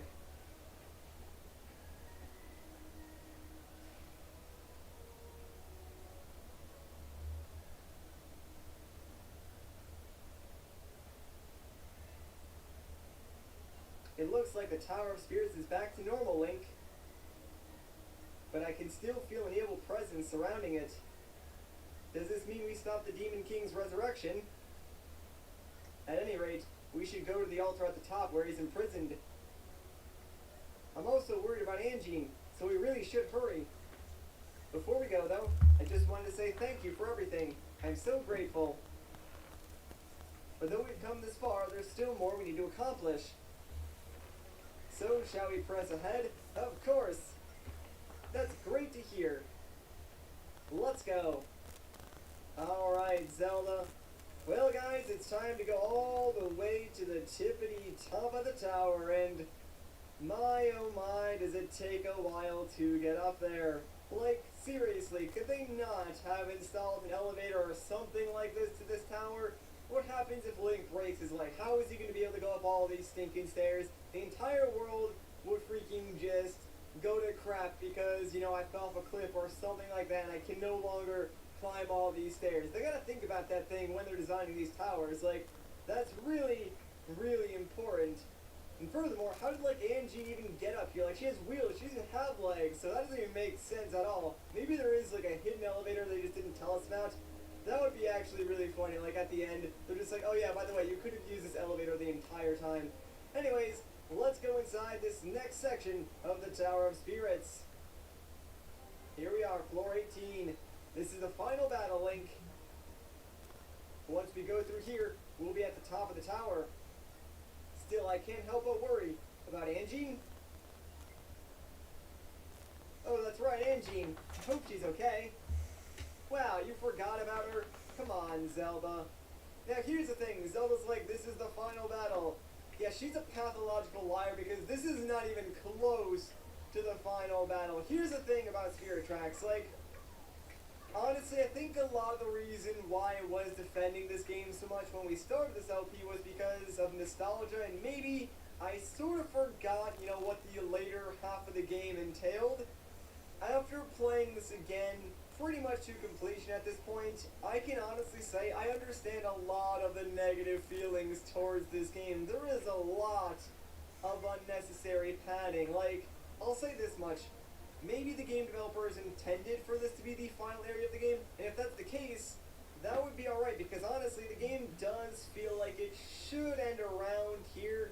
The problem is, it doesn't, and I think that's one of the major problems I now have with Spirit Tracks, is the pacing and the unnecessary padding. Like, I loved riding the train, I guess, when I first played through this game, but playing through it again and recording it, I gotta say, the train is probably one of my least favorite parts about this game because, like, here's the thing, in the last 5 episodes, I've had to cut out, like, over 30 minutes of footage of just me on the train transporting someone or transporting some items, so, yeah, it's not exactly the most fun thing in the world. Oh, that's not good, please. Oh my gosh, we got so lucky there, dude. There's our first tier of light, and this new type of phantom is called a wrecker phantom. So if they see you, they roll into a ball and literally try to run you over, and they are very, very fast. So you need to be careful about that. Otherwise, though, they're really not that dangerous. As long as you stay out of sight, they're really not going to bother you or, you know, do anything crazy like that. They can actually roll into these smaller, like, breakable bricks.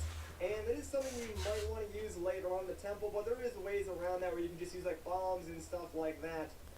So it depends on, like, what your preference is. If you want to, like, play with danger, you know, use the Wrecker Phantoms. If you want to play it safe, use the bombs and so on and so forth.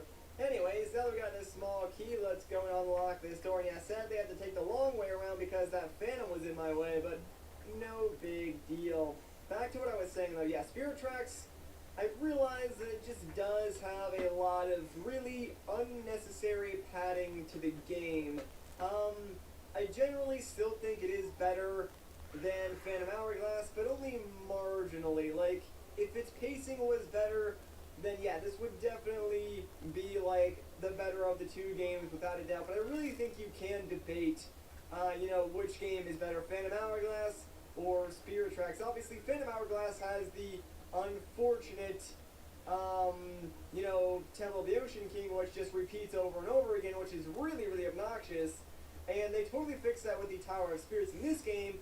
But this game has probably the worst travel system in any Zelda game by far. Like, the train, it's a cool concept, just executed very, very poorly. There are too many things that slow you down, the train doesn't go fast enough, and the fast travel system is completely archaic and almost pointless. Like, we've used it only a handful of times in this entire LP, and you'd think with the amount of times that you have to, like, move on the train, they would actually, like, make a better fast travel system, but they just didn't. Anyways, oh wow, we actually avoided that Phantom completely. That is awesome for us, because normally that Phantom will see you and then immediately start running towards you, but I guess since we somehow avoided his line of sight, we can now just safely grab this second tier of light without having to worry about him chasing us down, because normally, like, this Phantom would chase you and then just break all the blocks, and that's how you would sort of get to where that tier of light is, but this works too, I guess. Anyways, let's keep going up, and hopefully we can find the last tier of light. Anyways, though, that's not to say, like, Spirit Tracks is a bad game. It's certainly not one of the greatest Zelda games, and if you haven't played it, I'm really not going to say, oh, this is a must-play game, because honestly, it's not. Like, you can skip over this title, and you don't need to feel bad about it. But I really just don't want to, like, blind rant about this game, because I know some people are like, oh, this is my favorite Zelda game. If that's the case, that's good for you, man. I'm not saying it's a bad game. I'm just saying there could be a lot of improvements to this game. But this is the room that I was talking about where you can use bombs, or you can try to have the Wrecker Phantom just roll into all of these breakable blocks. And I'm pretty sure like the game designers wanted you to use the Wrecker Phantom. But personally, that's a little too dangerous for me, so I'll just spam the bombs since, I know we have them. And it's a little bit more reliable because the Wrecker Phantom, he can, hit the walls or do a bunch of other stuff that would just sort of make it harder to really get rid of all these blocks, whereas, I can just, like, precision throw my bombs and get it over and done with. There is, like, an area in this temple where it actually does make sense to take a hit from a phantom, and I'll show that off when we get to it, but that is not this area, so we're still going to try and avoid taking hits. Now, if a Wrecker Phantom does hit you, honestly, it's really not the end of the world. All that happens is you'll go back to the beginning of the room, so yeah, it's like, who really cares at that point?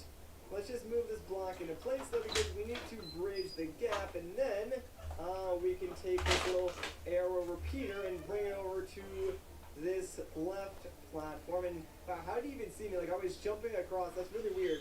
Doesn't matter though, because we just need to head over here and we're safe. Alright, so now let's grab our boomerang, and we need to make this arrow repeater face upwards. So let's hit it one more time.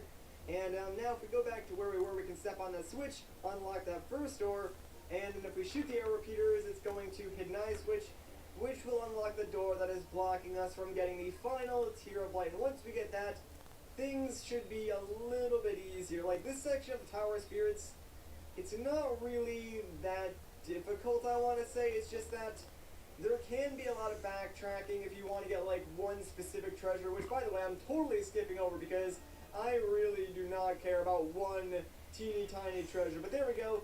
We got the tier of light. So now we got that, we can finally start attacking these Wrecker Phantoms. Again, Zelda right inside one of them. So come here.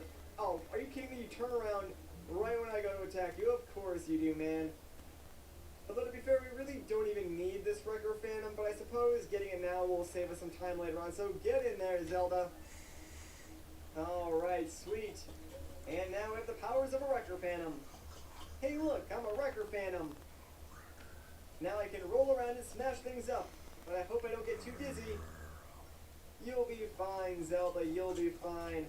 Alright, so now that we have this Wrecker Phantom, yeah, we need to start backtracking pretty much all the way down to the first floor that we entered this section in. So, yeah, it's going to take a while. Let's send Zelda down here, though, because when she gains speed and starts rolling, if we target this Phantom, she'll actually be able to stun this guy. So that's pretty dang sweet.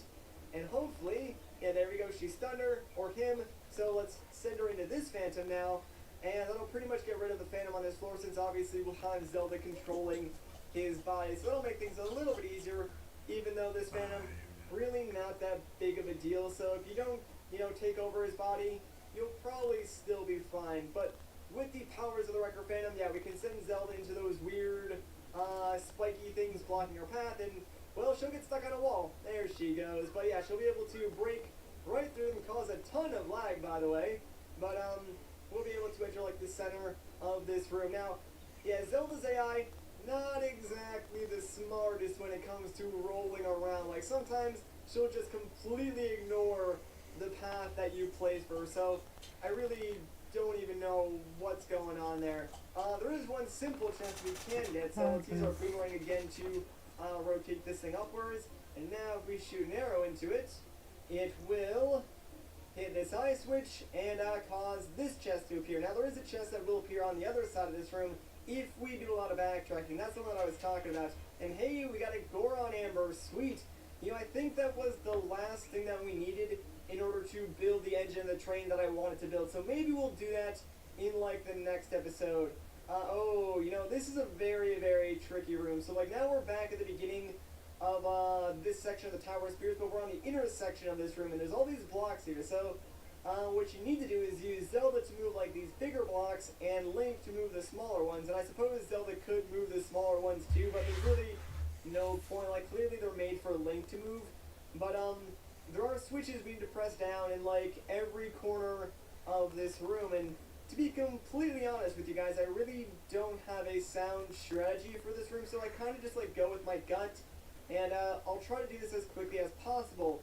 So you can do a lot of multitasking by sending Zelda on one task and then controlling Link and having him do another task, but I'm really, really bad at like micromanaging both Zelda and Link at the same time, so I'm probably going to do this a little bit slower than like someone who's, I don't know, better at the game than I am, because yeah, I just have a really tough time of like keeping track of where, you know, everyone is. So like Zelda might finish a task and I wouldn't even notice it for a couple of moments as I'm busy, you know, doing something with the Link. So let's keep pushing this block upwards, because this second switch up in this corner is the one switch that you won't have something pressing on when you're done with this puzzle. So let's have Zelda pull that back now, and I need to get a block on that switch, and I'm pretty sure it's this one. So let's start pulling it back. I'm gonna need to get Zelda down here though, because I know for one of these there's like a huge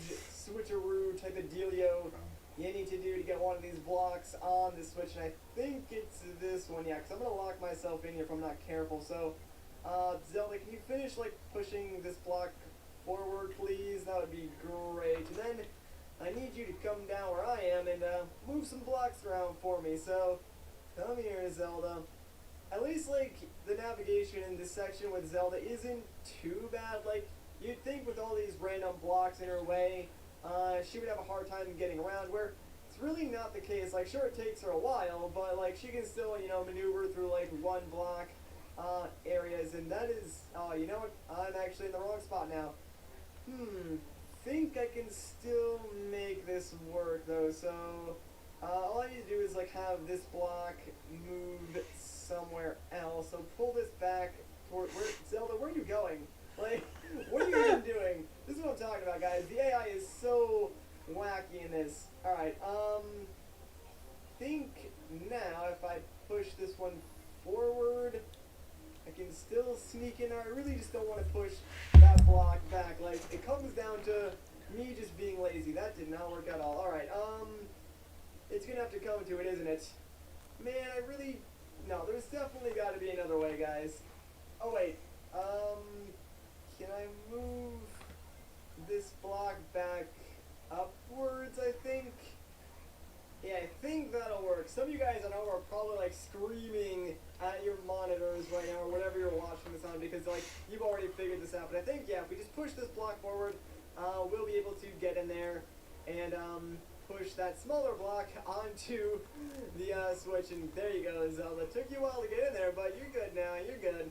Alright, see, that sort of worked out. I mean, I'm gonna have to move that block again in a second, aren't I? Looks like it. Alright, can you pull that back now, Zelda? That way, you know, I can get all the way back around. I knew there was, like, one thing in here that was just, like, ridiculously complicated. I'm pretty sure, no, push it forward. Touch controls.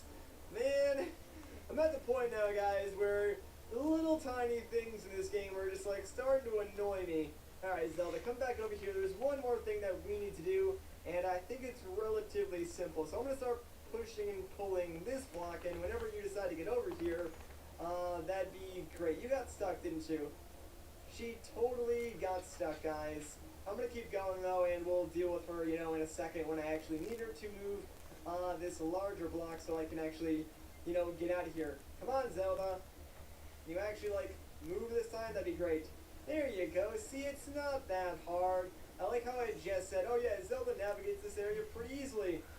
Apparently, I'm also a pathological liar because, yeah, she's proven me wrong every step of the journey. Alright, now I just gotta walk around, push that forward, and we're finally done with this ridiculous block puzzle. Probably should have Zelda, like, move this forward, though. That way, you know, I can sneak past it later on, because once we send Zelda up to that last switch that isn't pressed down by any block, it's going to lower those spikes, allowing us access to that chest, which contains a small key that we need to actually make progress in the rest of this tower. So, yeah, backtracking, guys. Everyone's please, Zelda, come on. There you go. Thank goodness. Oh, you're killing me, Zelda. You're killing me here. There we go. Alright. That took entirely too long. Anyways, we got ourselves a small key. Backtracking, guys. Everyone's favorite parts of video games. Alright, Zelda, can you please just, like, come over here?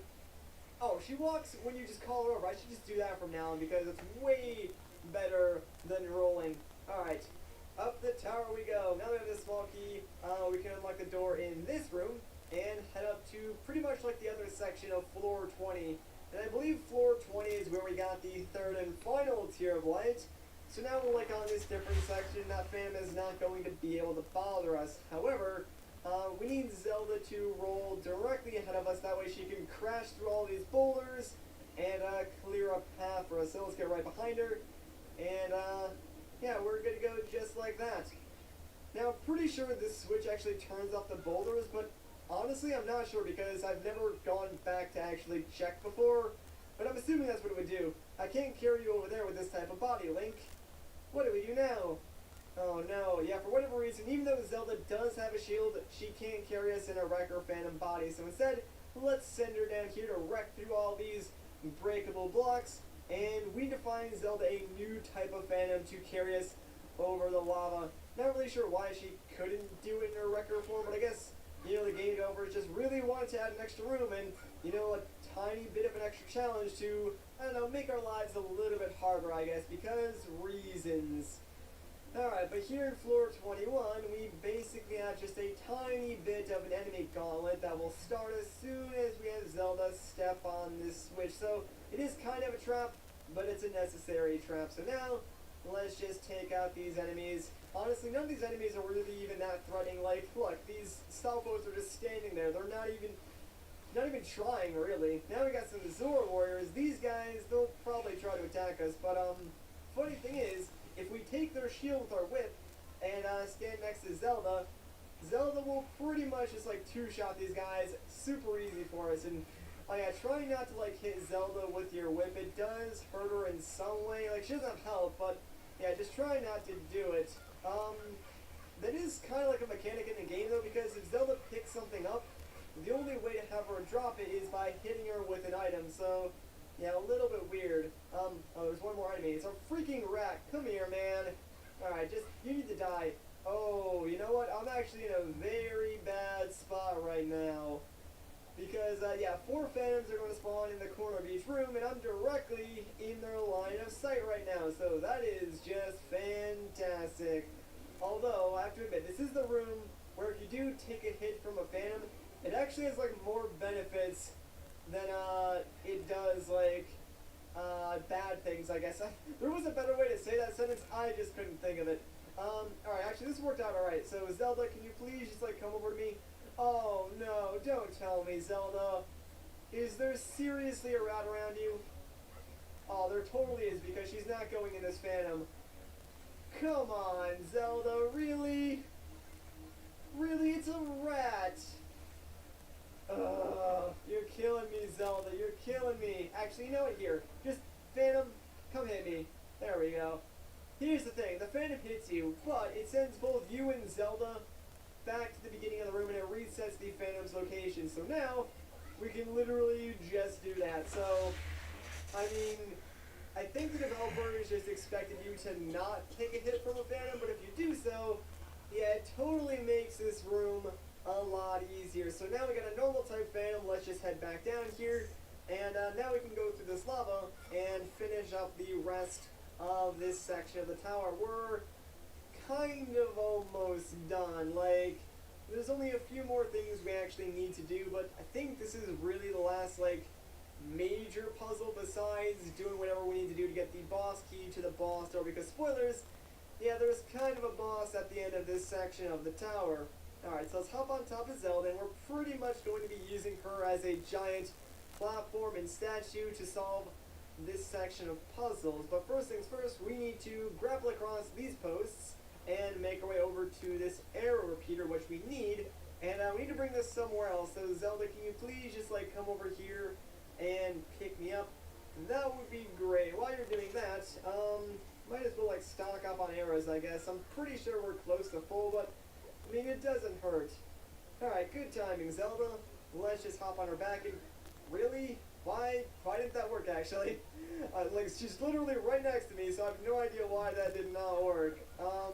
Let's just face that north and try this again. What is even going on? I don't get this. Is it because I'm jumping over her? That doesn't really make sense, though. There we go. I guess I was jumping over her. I did not see that at all correctly. So, depth perception, you have betrayed me again. Although, to be completely fair, this game does not do, like, 3D the greatest.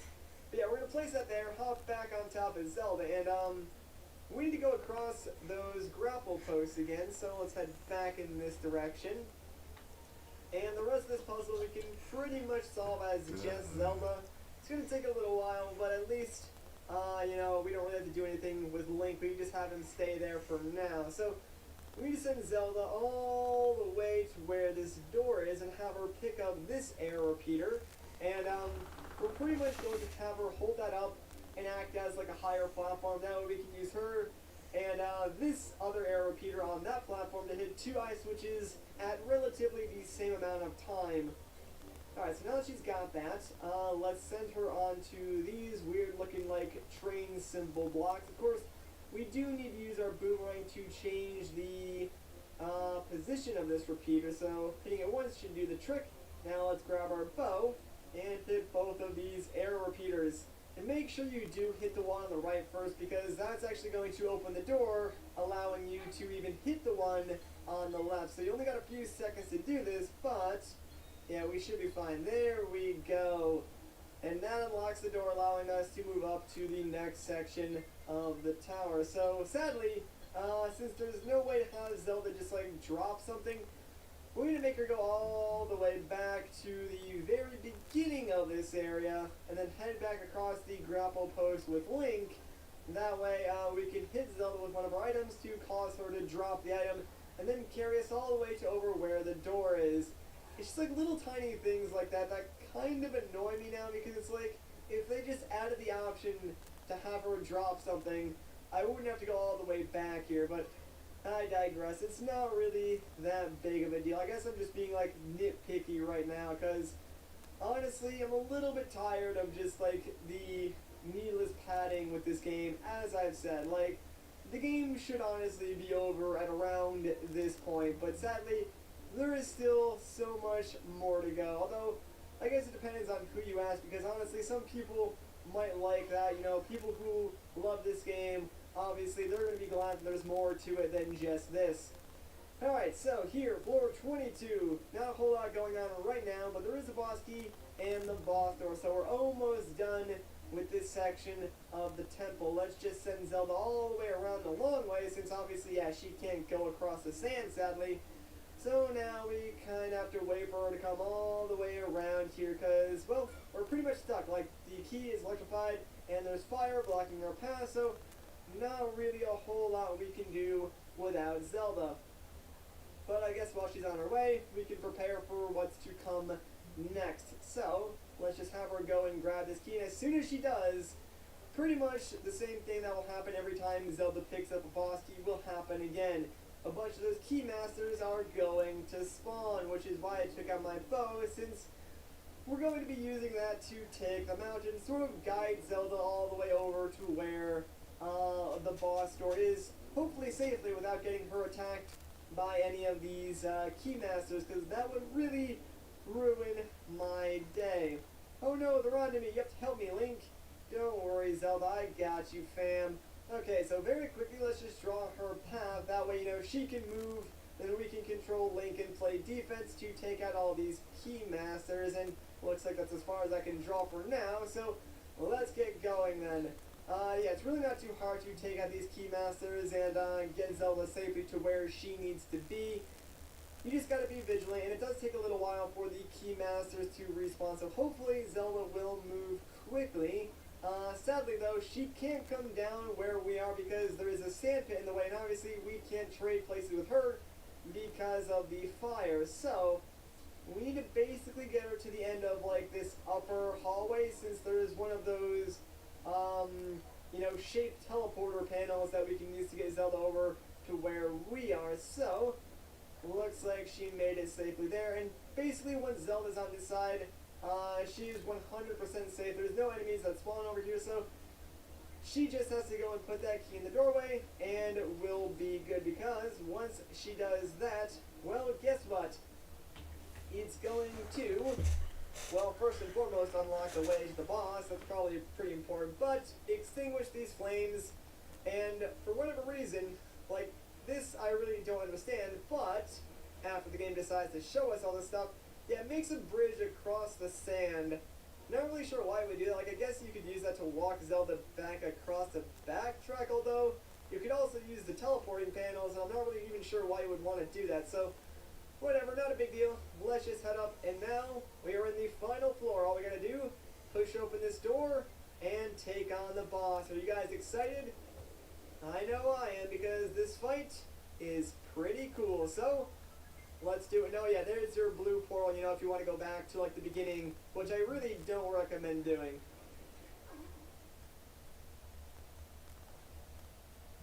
I see you fixed the spirit tracks. My congratulations.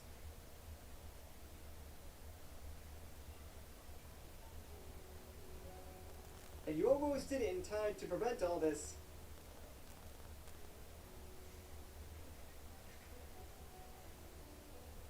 Unfortunately for you, Malladus has already begun the final stage of rebirth. His resurrection will soon be complete, and I can't let you cause any more harm.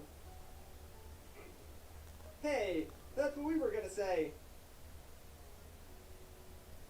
Well, maybe we won't let you cause any more harm. Yeah. I will become as powerful as the spirits, and anyone who gets in my way will be eliminated. No matter who it is. At Dillon's, save up to $45 on pickup or delivery. $5 boneless wings and fries. Arby's on 3. 1, 2, 3.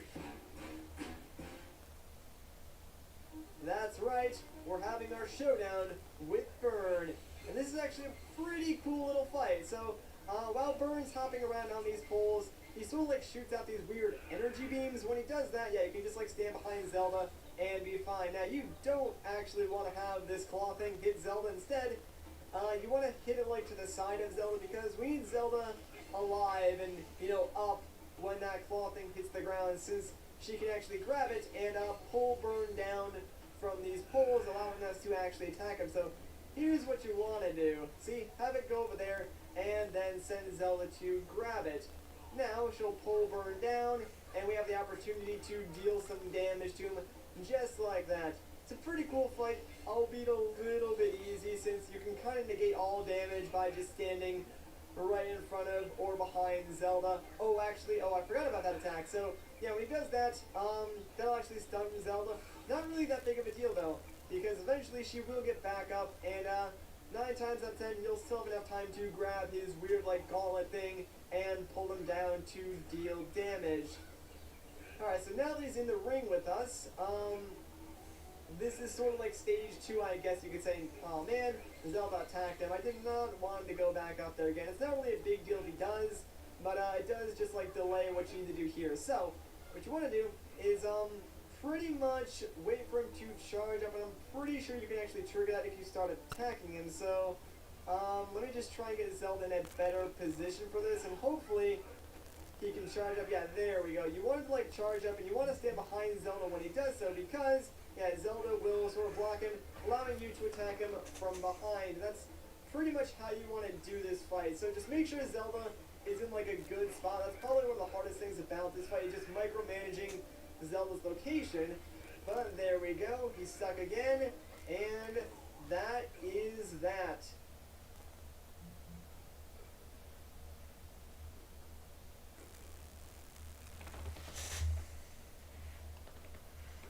Impossible.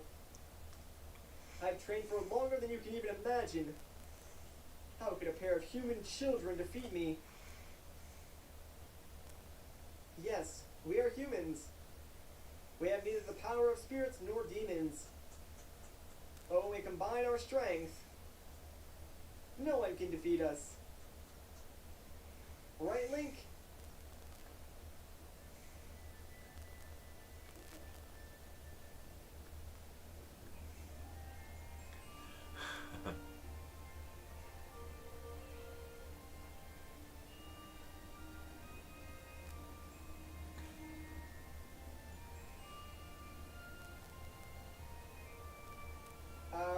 Guys, you might want to pay attention.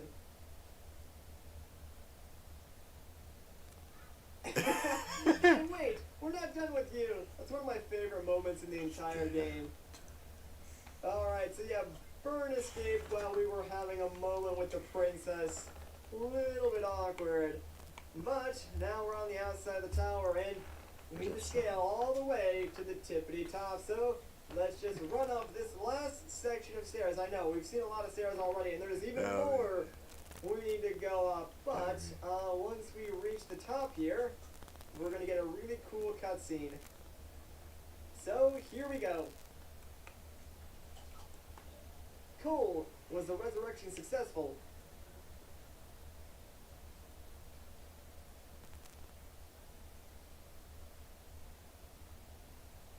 I'm very disappointed in you, Burn. What? Why? Even those children proved to be too much for you. Well, at least you bought us some time. Behold, the Demon King's return draws nigh.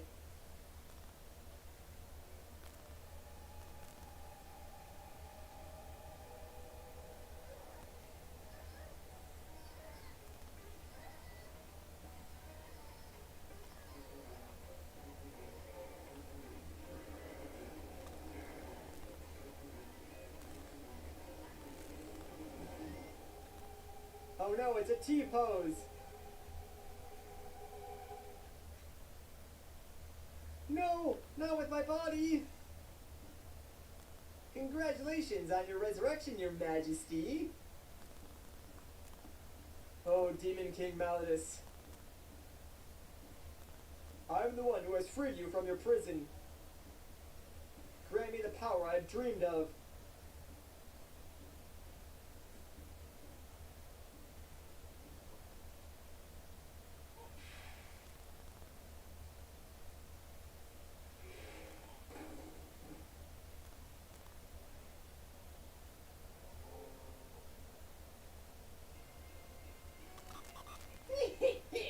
Thank you for your help. But you are too gullible, my friend. Don't you know that he will never give you new power? After all, you were once the servant of those disgusting spirits. What a buffoon you are! Thank you for your help indeed, you blind fool. Now then, your majesty, let us sacrifice these base creatures to your glory.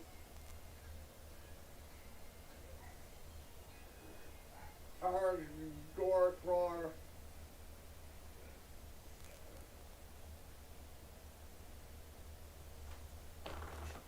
Do not fear, your majesty. You simply aren't used to your new body yet. None of you can stop us!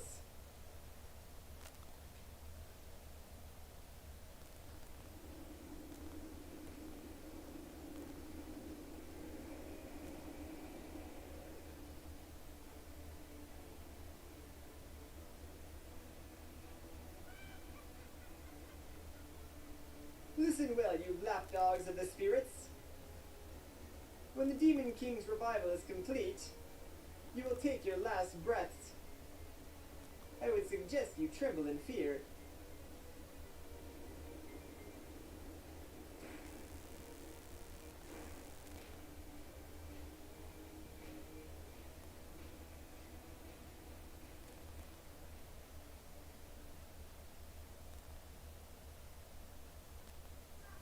No! Give my body back to me! It's useless, my dear. There's no way you can hope to defeat him now. Aren't you a ray of sunshine? Anjean, you're not a ghost, are you?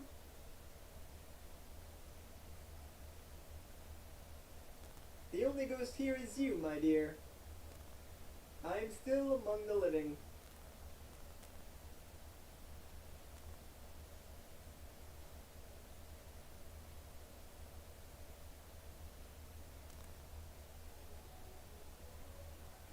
Oh no.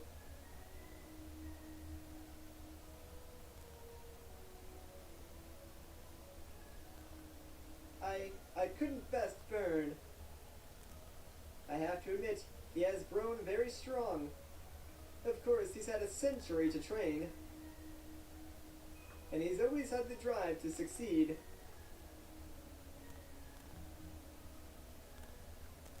And now Malus has been resurrected. Yes, and once he adapts to your body, my dear, even the spirits of good would be nothing to him. They would be unable to seal him away again. Such is the extent of your body's sacred power. Is there no way to force him out for good?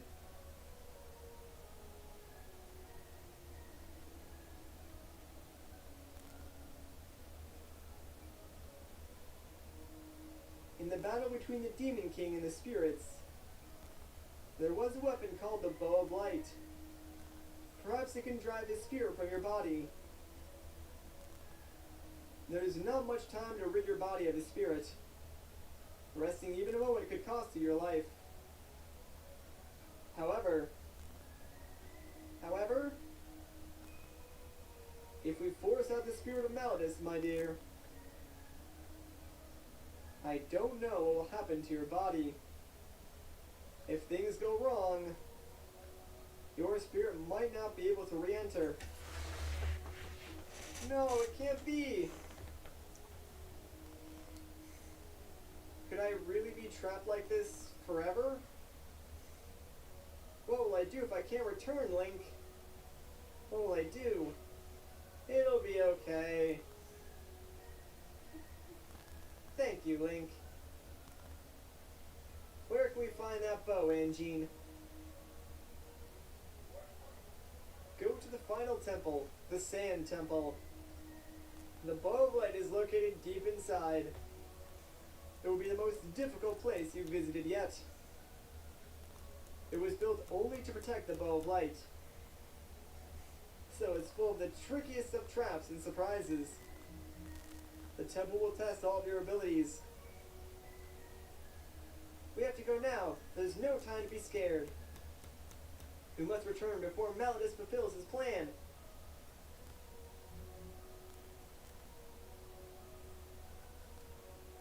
Please make sure Burn remains unharmed, Anjean. Are you sure, my dear? He is the one who stole your body, after all. Yes, but once I reclaim it, I would like to have words with him.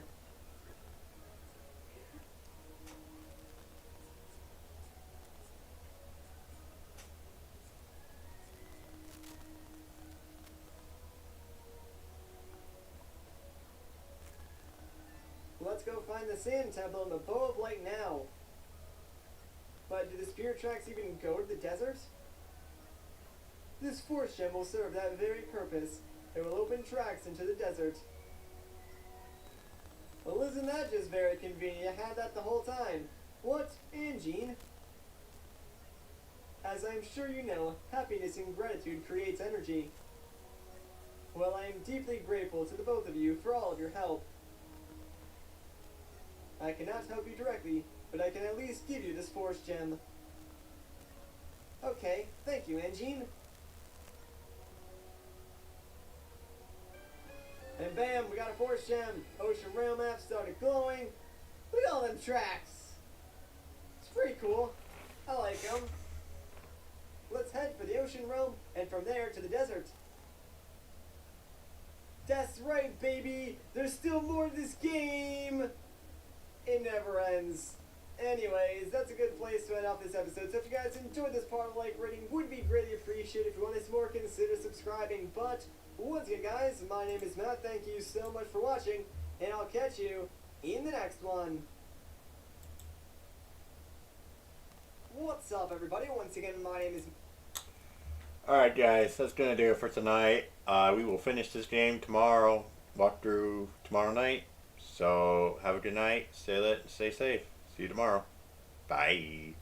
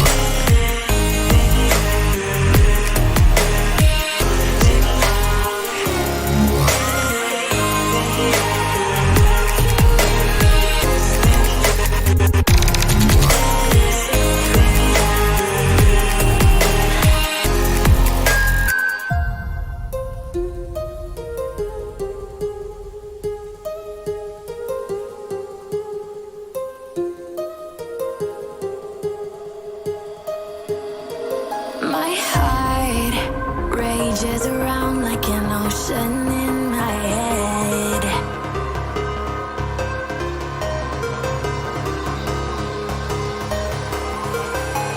I can